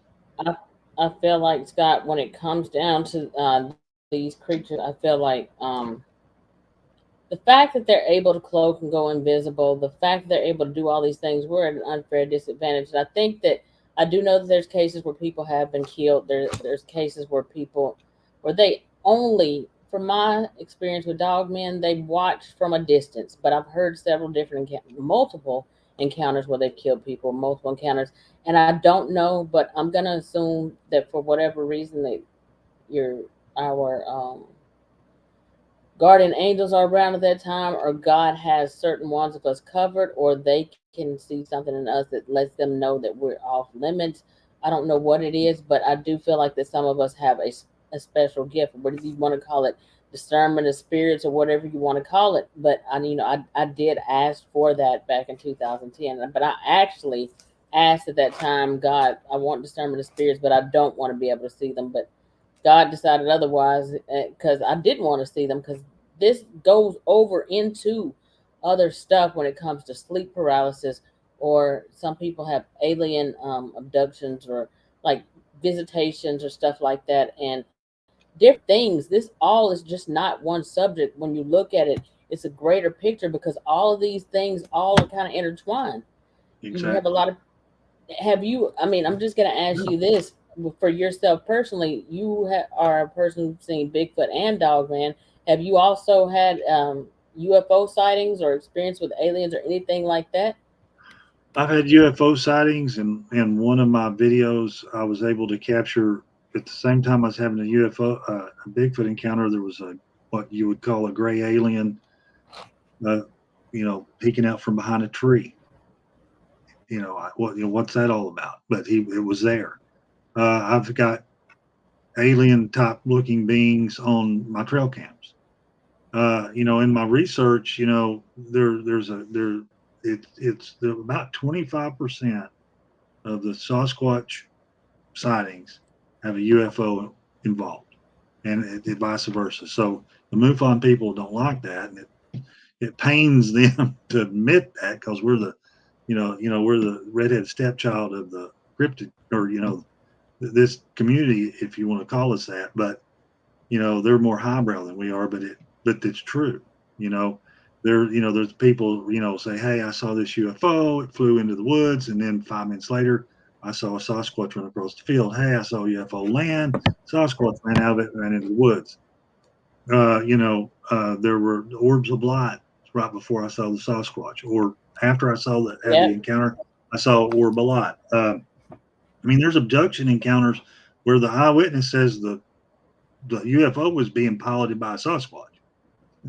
There was a 10-foot hairy creature at the controls flying the thing. So, what do you do with, what do you do with those? Or he would, I was on the UFO and there was a Sasquatch or 3 or 4 Sasquatches there with me. They were on there too. I've So, heard of so what that. do you do? Yeah, what do you do with that? So, that Dogman encounter, the one that happened up in Pennsylvania, the Uh-huh. Martin case, they saw strange lights, come like a UFO, or strange lights go over there and land in the woods, or descend into the woods. And that's right before he looked at his wife and said, we need to go inside now. They could feel them coming, the dog man. You know what, Scott? I know what You you're know what talking I'm talking about. about. Yep, they Linda showed that Godfrey, on Paranormal Witness. That episode, paranormal I can't witness. Yeah, remember. It was that called The and that lady. Pack. Yeah, and that lady made a comment on my Facebook site or Facebook feed, that the dog man I have in the back trail, the one that was behind me, she said that's what they look like. That's the closest I've seen to what we saw. So I think her name's Shelley Rockwood Martin, I believe was her name. That's the lady. Well, you had actors on that episode, but Yeah, but the lady. that's the true lady. The lady that had that happen looked at my video and said that's as close as we've seen. That episode, y'all need to see that, and I can't remember. Y'all need to just go Google The Pack on Paranormal Witness. Yeah, Google The Pack. Paranormal Witness to Pack. I think you can, and some you can still pull it up. And Linda Godfrey was involved. I think she's the one that wrote the story up. I think it was she did a book or something about it. Yep, because I remember that was terrifying. When I watched that, I was like, "Oh wow, like this is Yeah, really crazy." They it's, had those they had lights in the this, sky, whatever. They were seeing things going down over there before those dogmen actually came out of the woods that night, and it was yeah, about five or six of them. and the interesting thing was they noticed the dog man would never come out in the lot. You know, they had a light on by the garage, and they wouldn't come out in it. They said they I remember avoided the that, lot. They avoided the lot. That's and why I a lot tell of people times, that's why I tell people to put up motion sensor lights. One and of you the know what, reasons. Scott? There's a lot of cases too where you will hear people say that when they got past, they were chasing them through the woods, and then when they got out into the open of the wood line, the dog man or Bigfoot would not come past that wood line. And I'm not Wouldn't saying that expose there's, themselves. yeah, and I'm not saying that there's not when they actually won't. Maybe there's some rogue ones or just ones that just don't care for whatever reason. But I think most encounters, I think, are encounters by accident or happenstance, or the right place at the right time, or the wrong place at the wrong time, depending on Yeah, how you look at it. But you've got a link. Marquetta Jones. She put a link. The Wolf Pack. thank you, In Marquetta. did I say that Um, right? yeah, you did. That's I'm gonna hang on. I'm gonna save that link for myself. Uh, I'm it's gonna been a go while watch since it I again seen. because. Yeah. And for those of y'all that are watching right now, it's also, I think, Paranormal Witness is also on Tubi. Y'all have got to check it out. The Pack, that one is that's a great encounter. I mean, you might be able to find it on YouTube, but I mean, a lot of times they try to censor it. But I will say that was a very interesting encounter. And it reminds me that there's a scripture too in the Bible, and it may not have anything to do with this, but if you look at them like I do and like Scott does, like spiritual beings, there's a scripture in there that says they hate the light. They Mm-hmm. hate. I can't remember that scripture right now, but it says they hate the light. And oh my God, let me Google that real quick. This is embarrassing. I hate this, but it's talking about spirits. They hate the light because there's no light in them. Mm-hmm. Yeah. Now, I will say now whether that's talking about people or whether that's talking about spirits or whether that's in general, you have to look at it like a lot of things that are done in the darkness of night. And when you look at it, when people talk about dog man, most of the time, and I'm not saying that there's not several different, I don't agree with that chart, 7 different type chart. I don't believe that. I think that there's different. If you look at regular dogs, I'm not going to say they're regular dogs, but I look at it like they're regular. There's different breeds, there's different species, there's different types. I've seen the Yeah. ones that look like husky, like gray and white, or like gray and multicolored, like a wolf or a coyote. Or I've seen the one that looks like a black German Shepherd or Doberman or Anubis. I've seen ones that have the broad type head that looks more like a Rottweiler or Pit Bull. There's some that are red or brown. I just don't believe that there's, and then you hear people talk about the hyena type. So I don't think that there's just 7 types of dog man. I think that Yeah. there's different conglomerations. Scott, do you think that the government, because people say sometimes, do you, if you just bring in a body, that's going to prove it? Can you tell them, and this is just my belief, you might disagree with this, but can you tell them why they're not going to bring in a body, Scott? Because in my opinion, the government knows about these things. They've been knowing about it, and they don't want you to you will never bring in a body. You'll They're not going never. to I allow it. mean, no. I mean, me and David talked about that. I mean, this was a serious concern. What would happen if we found a Sasquatch body? Because we know all communications is being monitored. Period. In the sentence, your phone, Mm-hmm. whatever. And we had code words and a special thing set up where he had access to someone who had a plane and would come get it and fly it out. But the problem is the minute they could find out where it was, there's no doubt in my mind they would raid you and take it from you. Mm-hmm. And if you even tried to have a pop-up press conference with Dr. Meldrum there and 2 or 3 others, I think they'd squelch it in a heartbeat. So I just it's kind of like the UFO disclosure thing. Until they're ready for disclosure, I just don't see, I don't think you're ever going to, I mean, you may get a body, but you're never going to get it in front of the public. You just don't, they control everything. I mean, they literally control everything. I guarantee you, if I said I got a Sasquatch here and he sat down beside me and started talking, this feed would go off just like that. Or they would, the trolls would come in. Oh, that's CGI. Absolutely. Blah, blah, blah, So you just can't. They kind of hold all the cards on us right now. It's just the way it is. I mean, we get traction because there are people, there are eyewitnesses, there are people who have seen them.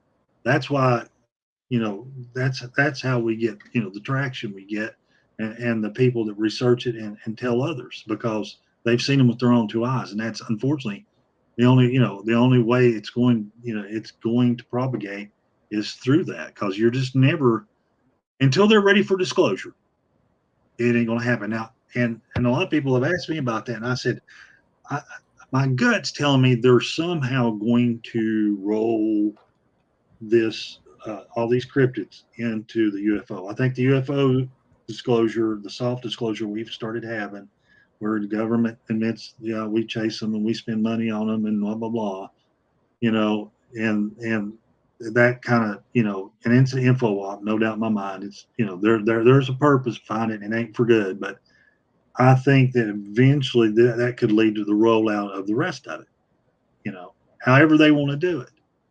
And because, eventually, because people, like right now, if you'll remember when they did the disclosure of the UFOs, I remember my friend L.A. Marzulli, he thought, the place would go crazy. And he was, he'd been doing this research for years. He thought his phone was going to ring off the hook and he was going to be doing interviews, and, and he got one phone call, nothing. Everybody just went, okay. And I think with the Sasquatch and the cryptids, they're preparing, they're preparing us, just like you had all the UFO movies for years, and you had all the, the different scenarios, and you had, Alf the friendly UFO, and you had ET, and I think there's the same thing with the cryptids. I think eventually, they'll roll it. I think they'll roll it all. It makes sense to me to roll it all out at once. If you're going to go, because if people believe the UFO and see that, then the Sasquatch, how far behind can the Sasquatch be? You know what I'm saying? And probably more people have seen these cryptids than have seen UFOs. They just don't come forward. They've, the misinformation campaign has stigmatized seeing of a Sasquatch or a dogman enough that people just don't come forward. Now they are now. Now they're starting to come forward with your Steve Ishdahl and your Dave Pilatus and your other people that are doing this. People are starting to report it. I think people are seeing them more, and they're reporting it, and they're not afraid to report it. Come on, what Steve Ishdahl's got, 60, 70,000 emails in a couple year period. So people are, not afraid anymore. But I think that rollout's coming. I think whether, that they'll blame it on the ET bringing them here, or ET doing the genetic manipulation, you know what I'm saying? I could see they could just roll. I mean, how hard would that be to roll out? It wouldn't. And it also gets the government out of the liability, because if they've known these things existed and they've hurt and killed people, there's lawyers just waiting for that one. I'm Absolutely. surprised there's not been inventive lawyers sue over the UFO thing. Why is that? Because, okay, so if you've got a client that's been abducted and they've been mentally messed with and physically harmed, and they live in fear, and the government knows it, and they could make, a lawyer could make the, could point to negligence. You should have told us if you knew they were real, and regardless of whether you could stop them or not, the mental anguish and the belittling of my client, to say that they weren't, the FBI or whatever agency, when we went to them, did all this, it caused harm. I'm telling you, it's coming. And so I think you kind of, you need, they'll want to avoid the liability with the Sasquatch as well, and the dogman. and these other things.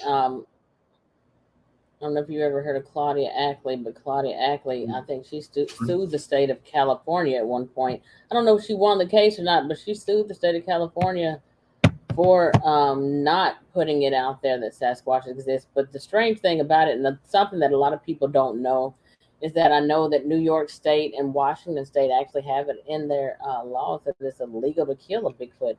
Which the fact that that's even in there, that it's illegal to kill a Bigfoot, why would you put that? That's like saying it's illegal to kill a leprechaun. You know, well, I mean, a lot of they know it's real. yeah, and a lot of states to cover that, they'll do that unknown creature clause. Mm-hmm. In other words, Mm-hmm. basically what they'll say is in the state of Tennessee, you can hunt deer, bear, wild boar, blah, blah, blah, blah, blah. And if it ain't on this list, you can't kill it. And so that covers everything else. So like, so if I went out and shot a Sasquatch, technically I've committed murder because it ain't on my list. It ain't on the list of quote, and we know it's not an animal, but you see what I'm saying? It's not on the list. So the Tennessee does it in the negative, and there are other states that do that too. If it's an unknown biological entity, you can't kill it, whatever that means. So if, in other words, what they're saying is, if you see something crazy out there, you can't shoot it. That's basically what that law means. So basically they shouldn't even, the fact that they even said that in the first place covers Bigfoot, dogman, and everything else.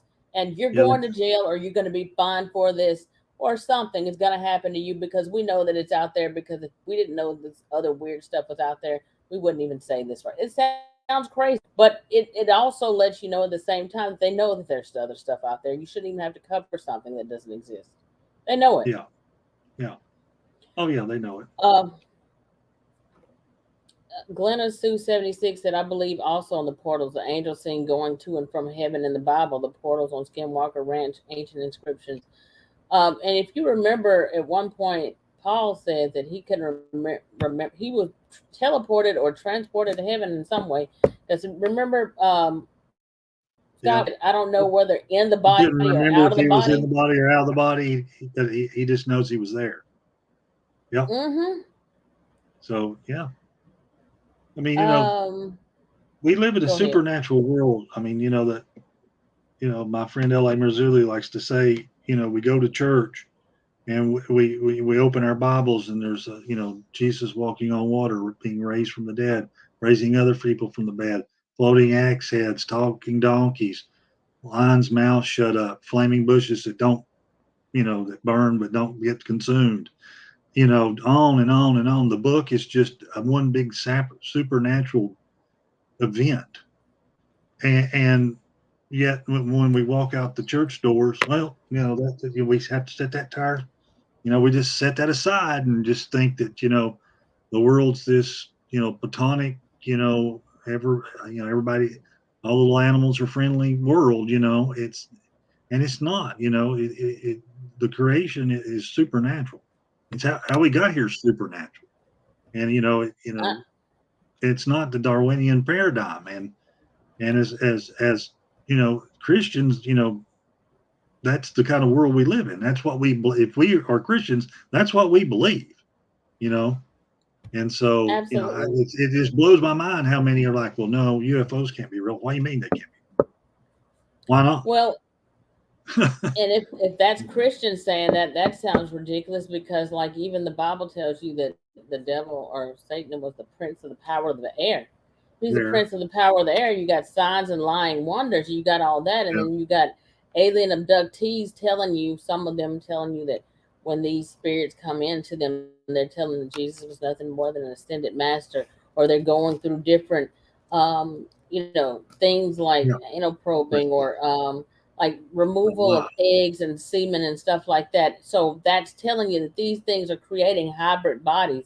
Women are being impregnated. They're putting implants in your body. These people are terrified by these things that are happening to them. And then if you take it a step further, you look at it, and in some of these cases, the people that have these aliens or creatures, whatever you want to call them, because I know, like, to me, I think aliens are I used to believe there were life forms from other planets, but I don't think that anymore. I think they're demonic. And I do some of too. them, and I think some of them were probably just flesh suits for demons to inhabit. And they've got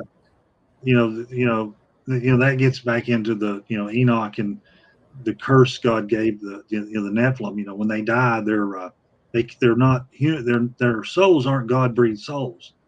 And that's another Mm-hmm. reason why God didn't want the angels to procreate, because he knew that they were going to create they've created a sentient being with a soul, but it's not a God breathed soul. It's a damned creature from the beginning, and and not their fault. It's not their fault, and so that's and so you have this creature that he can't, when he died, he couldn't go to hell and he can't go to heaven because he's not he kind of like part of the system.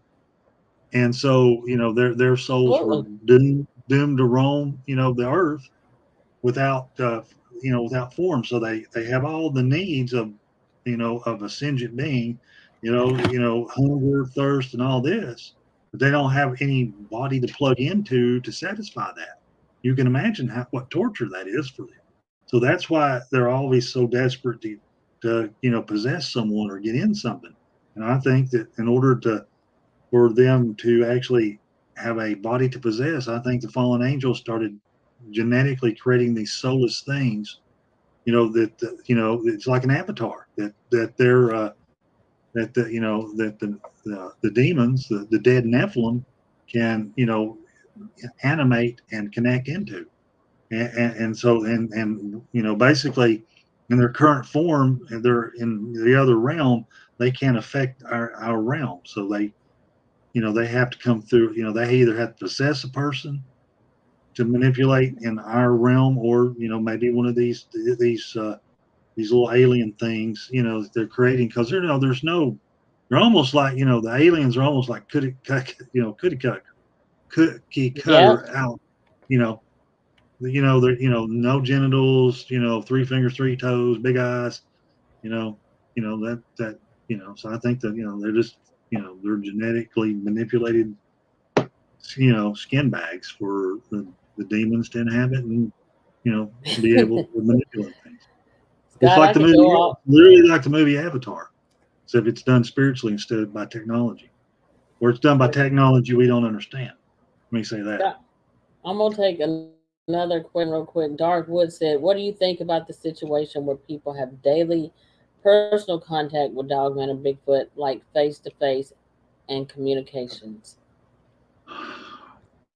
And I know it happens, and I know people swear that there are good ones, and I've said this multiple times on my videos. Look, I'm not going to discount there may be good ones. There may be some that are human enough or made decisions to reject Satan and reject all that.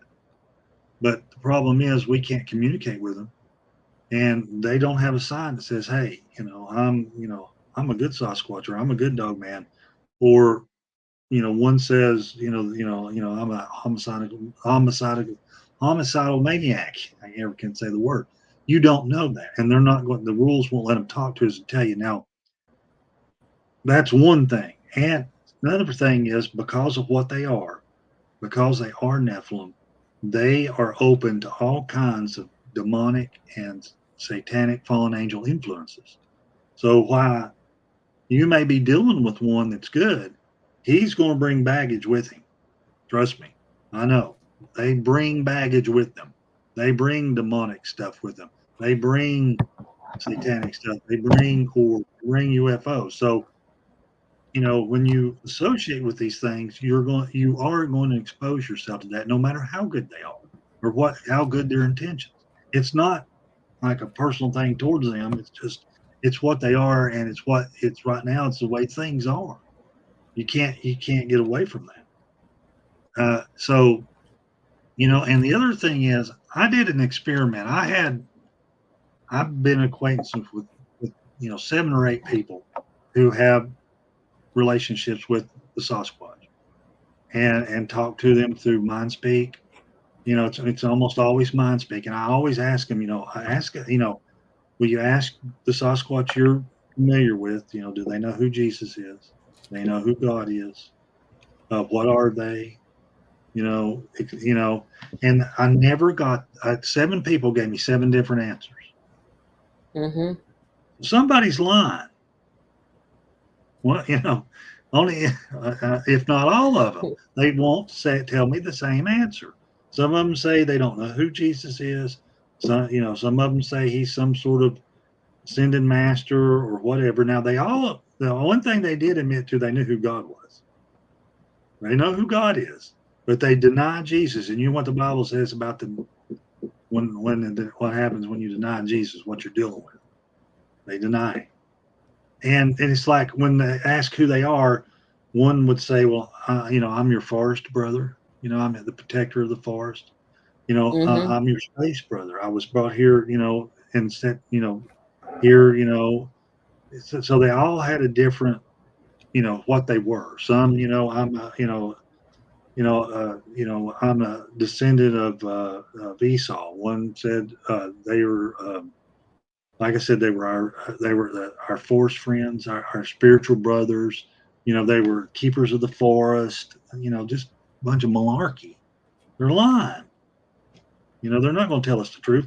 You know, we're Nephilim descendant, and you know, I'm working with one of the fallen angels. You know, whatever his name is. You know, and I'm on this project, and you know, I'm pre-setting up to attack you when the time comes. You know, they're not gonna tell you that. You know. But yeah, Scott, they're liars. And I'm I want sorry, to. a lot of that hurts people's feelings, but that's been my experience. I can't get two Sasquatch to answer those questions consistently from different regions. You know what I'm saying? Like California, North Carolina, Florida, New York. They all have different answers. It would seem like to me they all should have pretty similar answers. That's just my opinion. Scott, I wanted to take there's a comment real quick and see what you think. Glenna Sue 76 said, "I don't think a human could cross into a portal, only the spiritual." What are your thoughts on that? And let me get while you're answering that, let me answer that. And I'm coming right back. I'm going to give my dog food real quick. I think if they did, it would be deadly. I mean, that we talk about Steve Ishdahl and the scientist, nuclear physicist, I believe he is, named Edgar, where I think he was taken into one against his will, and it's given him, you know, life-threatening cancer. So, you know, and that's a good question. I don't know, you know, with Edgar being the one experience I know of where a human being went in there, I would say I wouldn't go in one, and I'd say it would kill you. And why Edgar didn't get killed immediately, I don't know. They may have been able to in a spiritual sense, put some sort of protection around him so he could travel through the portal. But it wasn't enough to shield him from whatever technology caused the portal, and it caused Edgar to get cancer and get very sick. And obviously, you know, with the missing 411 and the possibility of portals being used to abduct people, you know, they don't always come back alive, and you know, and usually they're dead, but there's no, you know, a lot of these people that are found dead, there is no cause of death. They can't figure out what killed them, and so you know, there's no, you know, obvious cause. So, you know, probably not. I agree that probably, you know, probably couldn't do it. But you know, like I said, with Edgar, I was telling them, I was thinking, you know, Edgar is the one example I keep using where he was taken into that portal. Maybe there was some sort of spiritual protection that they put around him to keep it from killing him.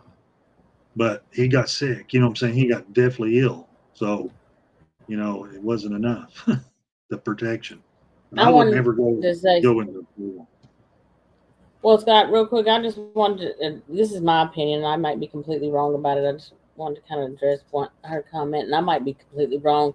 We all just speculate, and none of us have all the answers, but Glenna, I mean, we literally have like 1/10 of 1% of all of it, you know. We just do. We don't. I mean, that's how little we have, really. I mean, we are really working. I mean, if we got a puzzle, a 1,000-piece puzzle, we got the one piece we have is take one piece and cut it, pull a nip off one end, and that's what we got. That's where we're starting. But everybody together. That's what I'm saying. We all work together. We all have our different theories. One of the things. Portal. But I'm gonna say this, Glenn. I don't know. I don't guess I've ever crossed into a portal, and I don't want to cross into a portal. I'm not gonna try or anything like that. But I will say this. You said only spirits. And I might be completely wrong, so I don't know. Like I said, then I'm gonna just throw this theory out there. It's just food for thought. We as humans, we are a spirit first. We're a spirit in a flesh and blood body. When you die, your spirit comes out of your body and goes back to wherever it goes to, whether it's in limbo, whether it's back to the Creator, or whether it's in wherever it is, whether it stays in the grave, wherever it is. But you're spirit first. We're all spirits having a human experience. So when you have disembodied spirits, demons, that's why they are looking to possess a person's body, because they don't have a physical body. So we are in a physical body. We are a spirit in a physical flesh and blood body. So we're plugged in. I mean, this body gives my spiritual locality in this dimension. Once my body dies, I go back to God. I go back to absolutely. Present. Absent from the bodies to be present with the Lord. So I was going to say. Go ahead. I'm sorry. No, go ahead. No, you go ahead. No, I was going to say real quick. Kathleen Turner, who was died back in the 90s, who did Menagerie of Angels and she was one of the first people to do serious work on the abduction phenomenon. She did several women were here in the state of Tennessee.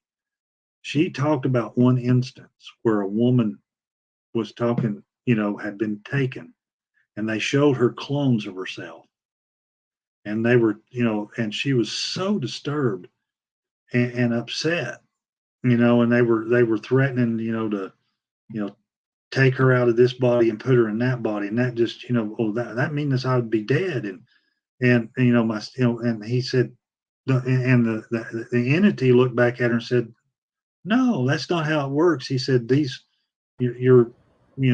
bodies are like suits of clothes, and we just change as we want. We plug into that body, and that's what she was told about these clones. They could. It's scary thought they could extract her spirit and insert it into another physical body, and block that, from going to heaven or wherever. I'm saying they could short circuit that and move it. In other words, you could be, you know what I'm saying, they could mess with those rules, and that just said that scared that woman. She was a Christian. It scared her to death. She was definitely afraid. They had that technology. Was her book called Masquerade of Angels? Yeah, what I say, something stupid. Masquerade of Angels, and then another. She had two books. You can actually, I've downloaded them. They're PDFs. They killed her with they poisoned her, killed her with a quote cancer, because she was bless her heart. She died. Oh yeah, she died of cancer. Killed her like in 3 months. She made the mistake of going. Basically, what was happening was these women were going to underground bases, and the military was working with these entities, and the women were remembering names and locations, and they remembered officers, Air Force officers, who they were, and their names and their ranks, and they started doing an investigation. And sure enough, like a lady say, well, I went to Nevada, I was somewhere in Nevada, and there was a Captain Jones, and blah blah blah blah. And when they literally started doing the research, there was a Captain Jones, and she made the mistake of saying, we know where you're taking them. We know we know the Air Force officers and their names and their ranks and where they're stationed and where these bases are. And she made that statement, and that was it. They took her out. They're like, nope, you're not going there. And they took her husband out a few years later. And you know who that reminds me of, Scott? Somebody else that they took out for telling too much, Phil Schneider. Yeah, they took him. Yeah. And William Cooper, Bill Cooper, Bill Behold Cooper, a oh yeah, Pale they got rid of Horse, him. Yeah. because he Yeah. was So, telling a lot of stuff. Scott, I know I done kept you all night. I got so many I see. questions. I'm gonna take one more question from Barton Nunley. Yeah. Barton Nunley said, "What's your opinion on the LBL?" There's dogmen there, and they're killers. Do That's you? that's short and sweet. What do you? I mean, do you think? They're, You know about the main case that happened back in the 80s. So with the yeah. family of four Tony Merkel had that sheriff on, had him on, and talking about what he saw and what happened. And then you have the kid, the guy that, if his story's true, sounds true, that went with that family and the camper, the friends, and they all got killed, and he managed to escape. I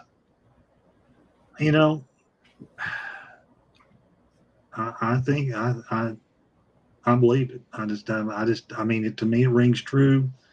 And to me, unfortunately, there's groups there at LBL that are off the reservation that have the ability to push through the protection and do those things. Okay, and I agree with you 100% on that. It's just a lot going on. There's a lot of cover up. Michelle Burns Scott said, "Do you believe they have something to do with the tribulation?" They could. I mean, a couple of things that come to mind. Satan was only able to get 1/3 of the angels to come with him, right? So he's got a strategic disadvantage in a battle. So number one, he's probably building up an army, and in Revelation it talks about men will faint from what's coming up upon the earth. So something's coming, and then it talks about the creatures, the beast of the field, devouring or killing, a large portion, hundreds of thousands of people during the tribulation. That could be the dogman, the Sasquatch, and all these other things, because they're beasts. They're not. I'm not really thinking there's enough lions and tigers and bears and reptiles and alligators to do. People aren't. If you saw a lion come, I mean, you're not going to faint. Okay, you know what a lion is. And if you have a way to protect yourself, you're going to shoot him. But these things are so horrible, whatever they are, that men's hearts will faint. And that sure sounds like to me like what happens now when people see a Sasquatch. They freak, and same thing with the dogman. People can't move. They're so afraid they can't react. Well, it's true because there's times when people have talked about the fact that they've actually woken up, like I guess from being zapped. Like that's a type of form of paralysis. Really, if you think about it, you wake up and then that's missing time too. Yeah, that's also missing time. One last thing I wanted to bring up too that you had mentioned, and then we'll cut it off after this. We're at 9:18 now. You talked about the hitchhiker effect. They follow you home. Is that one of the main reasons also that you pretty much kind of stopped doing some of your research? Yes. Yeah. That knowing that they're Nephilim, and I need to stop messing with them, and the hitchhiker effect were 1 and 2, 2 and 1, exactly. Because what started happening around my house is I started having orbs. I started having demonic activity, shadow man things, a water spirit. Don't ask me what that is. Basically, I thought I heard somebody in the kitchen. I went into the kitchen. There were small footprints, like someone had got out of the shower and left wet footprints in my kitchen. There's no water in my kitchen. There were footprints. They were 5-toed footprints. So that freaked me out. The neighbors the Sasquatch were messing around my home, and I wouldn't see them, but the neighbors were.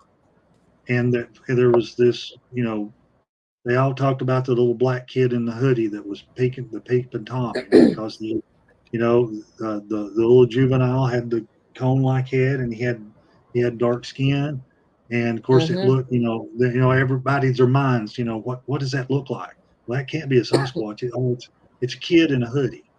And so he was, jumping out of 20 foot out of trees and running through people's backyards and, crawling up trees and looking at girls as they're changing their clothes.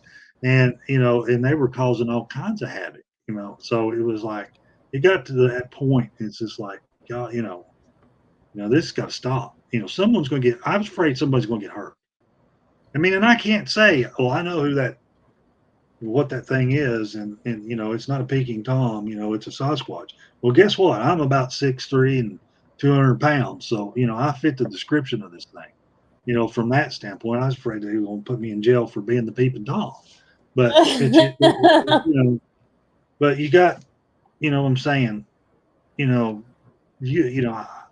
I felt like I was putting my neighbors in danger as well, because they didn't ask for this, and these things are doing stuff to them and around their homes, and I figured it was only a matter of time before something bad happened.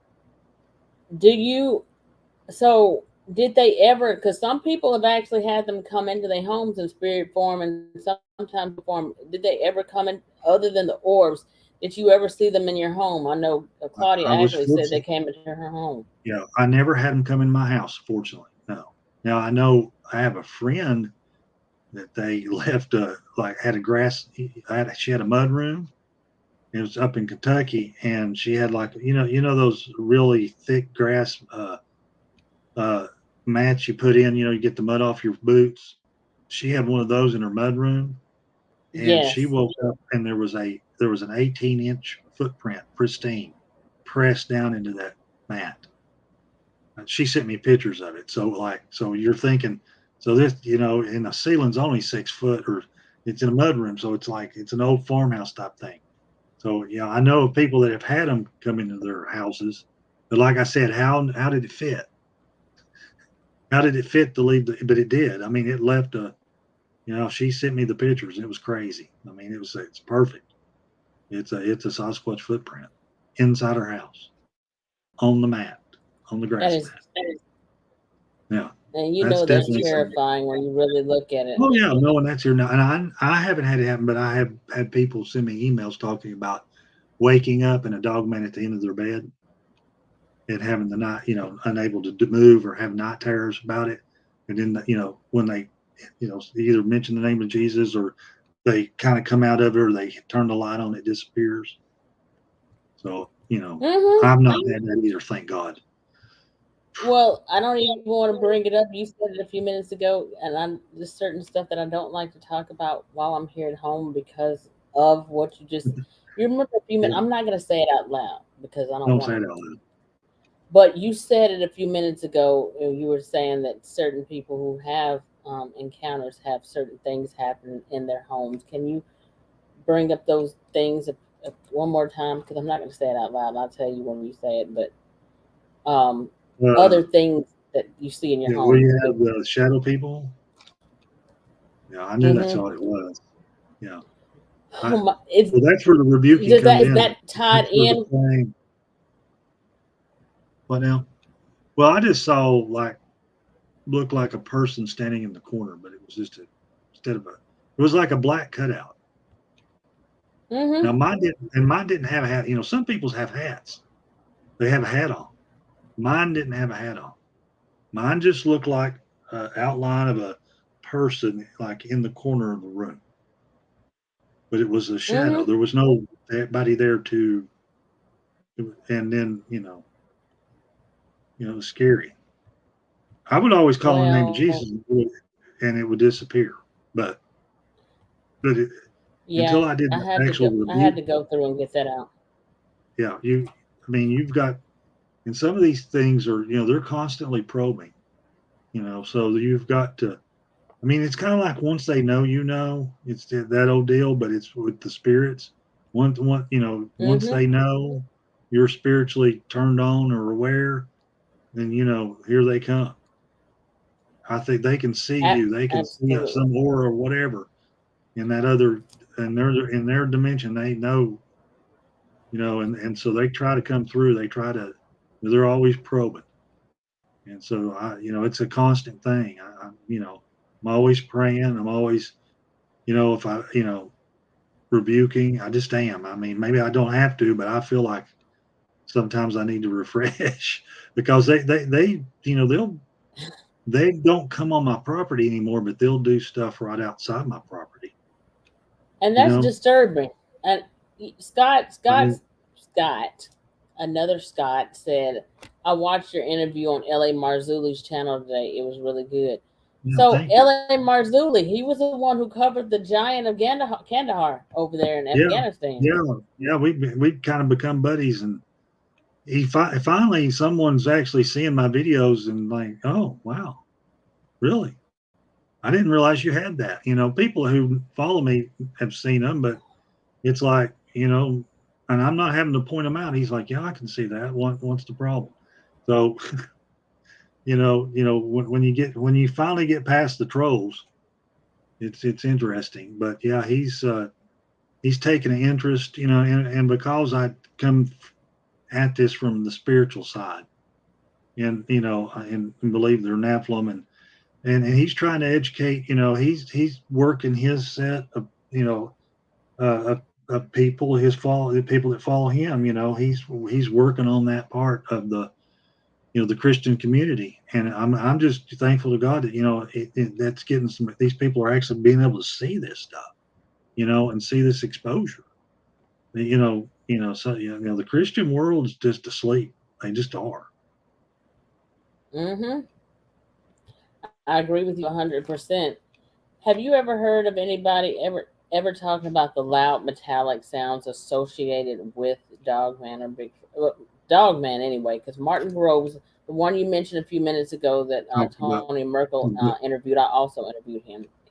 Yeah. Talking about that sounds like a metal door shutting or opening. Yes. Yeah, I've heard that. Thank God I've never heard that. The only thing I've heard in the woods I could say similar to that, I heard a bugle blowing in the middle of the Smoky Mountains on top of a mountain where there just doesn't make any sense. And it was a crazy sound. And I got it recorded. It's hard to hear. And if I enhance it, but it's like someone blowing a bugle. But that's as close, but for me, but yes, there have been several people report that. I mean, even David Pilates reports that sound for those hunters. Somebody, I think one of them talked about the metallic sound they heard, like when after someone disappeared, they heard like a metal door opening and going back shut. And a lot of people David Pilates mentioned think that's a portal opening and closing. Is what they think. Yeah, I've experienced that, and I brought this up. Are you familiar with Coonbo? You've heard of Coonbo before? No. Tim Coonbo Baker. I interviewed Coonbo on the show earlier. Well, it was last year. I interviewed Coonbo on the show, and he came. He lives here in Alabama too, North Alabama, and I met him. Probably I can't remember. It was around April or May last year, and he came to the property where I had all my dogman sightings. And while he was back there, we had that same thing happen. It was like we were in the woods, and I was showing him where it happened. And at that point, exact man sighting, I had not told him. And there's a lot of stuff, and I'll kind of tell you some of this behind the scenes because we're going to go ahead and shut it down. But I will say that was the first time. That was the second time I've heard this noise before, but the first time it's specifically dogman related or area related to that sound. And we were back in the woods, and this loud, I call it a metallic crash. It sounds like if you take like an industrial strength metal dumpster or something like that and take it and drop it from thousands of feet in the air and drop it down on concrete down below. That's how loud it was. There was no reason for it. We're back in the woods. There's nothing going on at all. The hair stood up on my arms, and at that moment, me and Coonbo, we just looked at each other. He said, they don't want us back here. So that's just one of those things. But do you think that is a portal opening?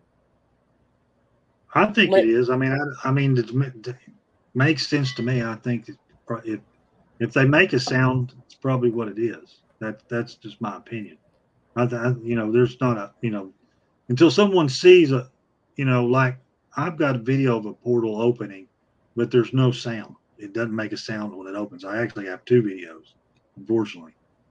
Portals opening behind me, and either one there was no sounds made. But I don't know. I don't but that I don't think that doesn't mean they don't make sounds when they open.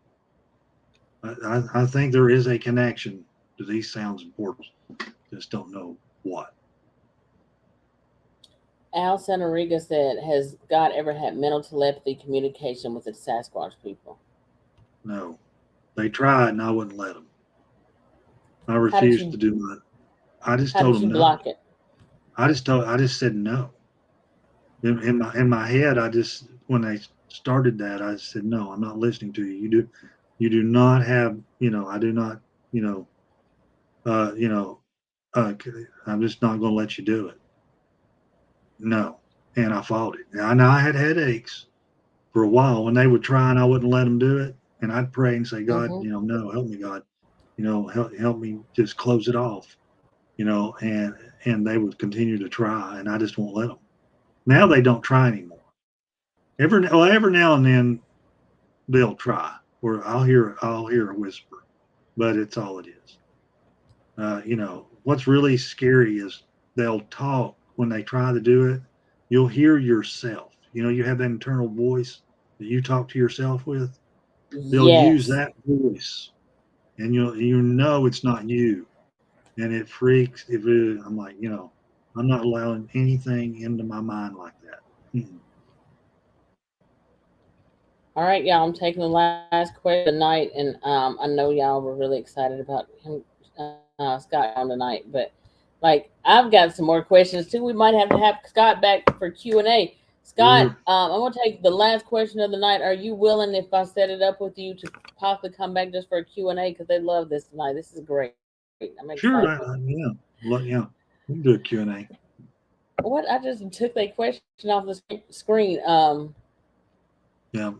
I saw it. It's gone. Okay, I'm gonna take two questions because I actually missed Diane Fouch's question earlier, but you already answered the question. Yeah, no, I already took that question about the Sasquatch people. Alexander Riga asked that. Orgasmatron asks, "Do you think Bigfoot or dogman are able to omit all sound?" I don't know what all sound is. What's all sound? What do you mean by that, Orgasmatron? I'm gonna skip you and come back. Put specifics down there. What you mean by that comment, by that question? Diane Fowler said, "Scott, talking about the military earlier, do you think the military has been through a portal?" I don't know. I don't know. Given how dangerous I think they could be, unless our military has figured out how to open a portal that's not, dangerous, or lethal to humans, and who knows? They may have figured it out. Or unfortunately, somebody may have said, "Okay, I'll go through and see what happens." But I think I just don't. I just think the portals are dangerous for human beings. But like I said, since I know the military is trying to gain that technology and use that technology, they may be trying to open their own portal, so to speak, that is, that it's not lethal to humans, that we could go through. All right, let's see. All right, let me see real quick. All right, y'all, it's 9:34. I done kept Scott on here with me tonight for like 2.5 hours. This is longer than I intended to keep him. It's 10:30 your time, isn't it? Your Yeah, Eastern it's time? 10:30. I'm old man. I'm about ready for bed. Yep, I'm about to let Scott go to bed, y'all. I will talk to Scott behind the scenes, and I will get just him back reach out. on to I'll get him back Reach out to on. me. No problem. Yeah. Yeah, just reach out and we'll set something up. So yeah, I'm gonna reach out to you and I'm gonna get you back on for a Q&A. Like y'all, please, y'all, thanks Scott for coming on tonight. Scott, thank you for coming on to be a guest. I'm so excited. And so I still got more questions written down. So I'm gonna have you back again. Thank you so much for coming. And I just want to tell you, have a good night, and I will reach out to you. It's 10:30 your time. You're in Eastern time. I'm in Central. Y'all, he will come back. I'll reach out to him again. And Scott, I'm gonna tell you good night. And this is a great show. And thank you, everybody. Thank you. Good night, Scott. I enjoyed it. Good night. All right. Good night. I'm gonna sign off. All right. All right, y'all. That was Scott Carpenter. Y'all, like we had a great guest tonight. I'm so excited. I enjoyed the show tonight. Thank each and every one of you. I know y'all gonna start dropping off now. Scott dropped off, but thank y'all for showing up tonight. It was a good turnout. I want to thank all of y'all. I will have Scott back again. I know I didn't get all y'all's questions because it was a lot of questions tonight.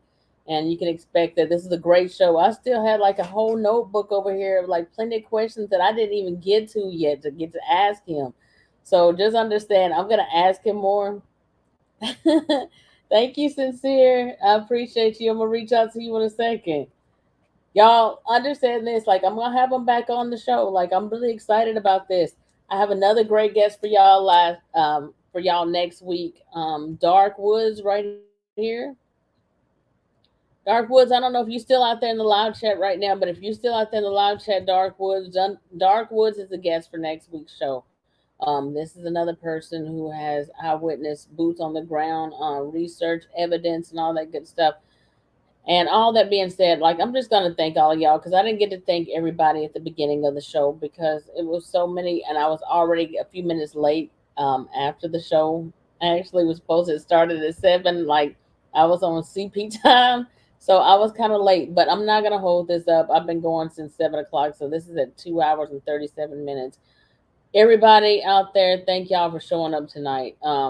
Dark Woods, I will reach out to you next week. I need you to send me a brief bio of yourself.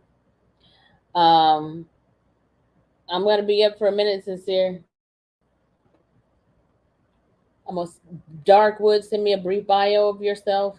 Send it to me on Messenger, and that way I can be ready, whatever. And send me a picture, whatever, so I can create a banner for next Friday's show. And y'all, thank y'all for bearing with me tonight. But tonight was a testament for y'all. Y'all, that should be an example for y'all to have seen tonight. Like when it comes down to the powers that be, when they don't want the information out there, they cover this stuff. They cover it up to the 10th power.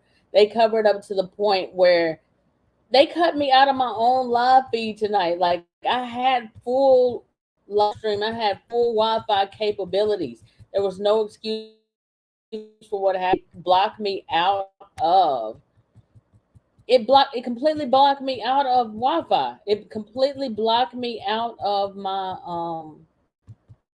ability to be able to even get back into my StreamYard. And it showed that I had internet access, but it said no internet. So I had to like go refresh. I had to go unplug the router. I had to like go out and come back in. I thought I was gonna have to come in by the phone. So anyway, y'all, I'm not gonna hold y'all all night. I just want to thank you guys for showing up tonight. Thank y'all for y'all support, and I just want to also tell each and every one of you that I appreciate y'all. Please keep showing up. If y'all guest ideas that I should have on the show that y'all want me to have on the show, then y'all just need to like put that. Y'all are in the group Crypto Normal Encounters with B-Moss. Go to the group and submit y'all's requests for people that y'all want me to reach out to in the group. Okay.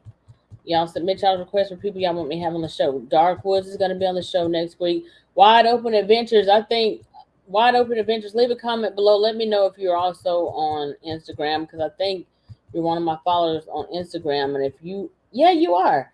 Wide Open Adventures, reach out to me on Instagram in a few minutes and let me know if you want to be a guest on the show because I think I already reached out to you because you got a lot of good stuff on your page. And I think I reached out to you and told you I want you on the show. So you just let me know. Uh-oh. I didn't mean to do that. Marquetta. That's Marquetta Jones. That's one of my moderators there.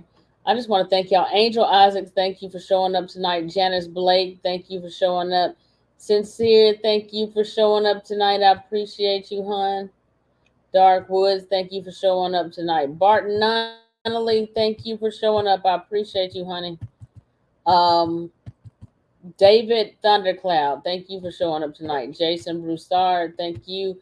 Lead Tracker E, thank you for showing up tonight. Scott, thank you for showing up. I'm just giving y'all shout outs. I'm giving y'all shout outs tonight. I'm trying to make sure I cover everybody. It's a lot of y'all. First, thank you for showing up tonight. Addie Overbay, thank you for showing up. Suge, thank you so much. I appreciate it. I'm working on more. I'm gonna try to get one more head on y'all on here for y'all next. I don't know who else y'all want. Y'all, I got so many different. Glenna Sue 76, thank you for showing up. Primal Cry, thank you for showing up tonight. Oh, Brandon, you didn't already left. Brandon Tolbert, thank you for showing up tonight. Richard Cox, and I think it was another Richard in there too. Richard Reed, Richard Harris.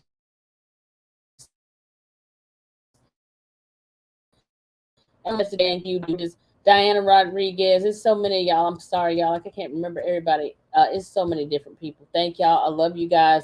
With that being said, have a good night. It's almost 10 o'clock. We're getting ready to go. But real quick, before I let y'all go, most of y'all know that I lost my little Yorkie back in January. My little Yorkie of 14 years. So I'm just going to bring y'all the newest mascot, the newest addition to the team. This is my little Yorkie. I hadn't given her a name yet. Like, I don't know. I'm going to call her Zoe for now, or Sasha. I hadn't come up with a name because I got her today. So this is my newest addition to the family. Look, girl, look. Look, baby, look at everybody out there. She's sleepy. So, y'all, I'm just thanking y'all for showing up tonight. With that being said, everybody, have a good night. This is my new little honey bunny. This is my baby. Y'all have a good night, and I will upload her on my Facebook, Tina Moss. Thank y'all. Love you guys. Have a good night. Hey, Buggy, look. Look. Say good night to everybody.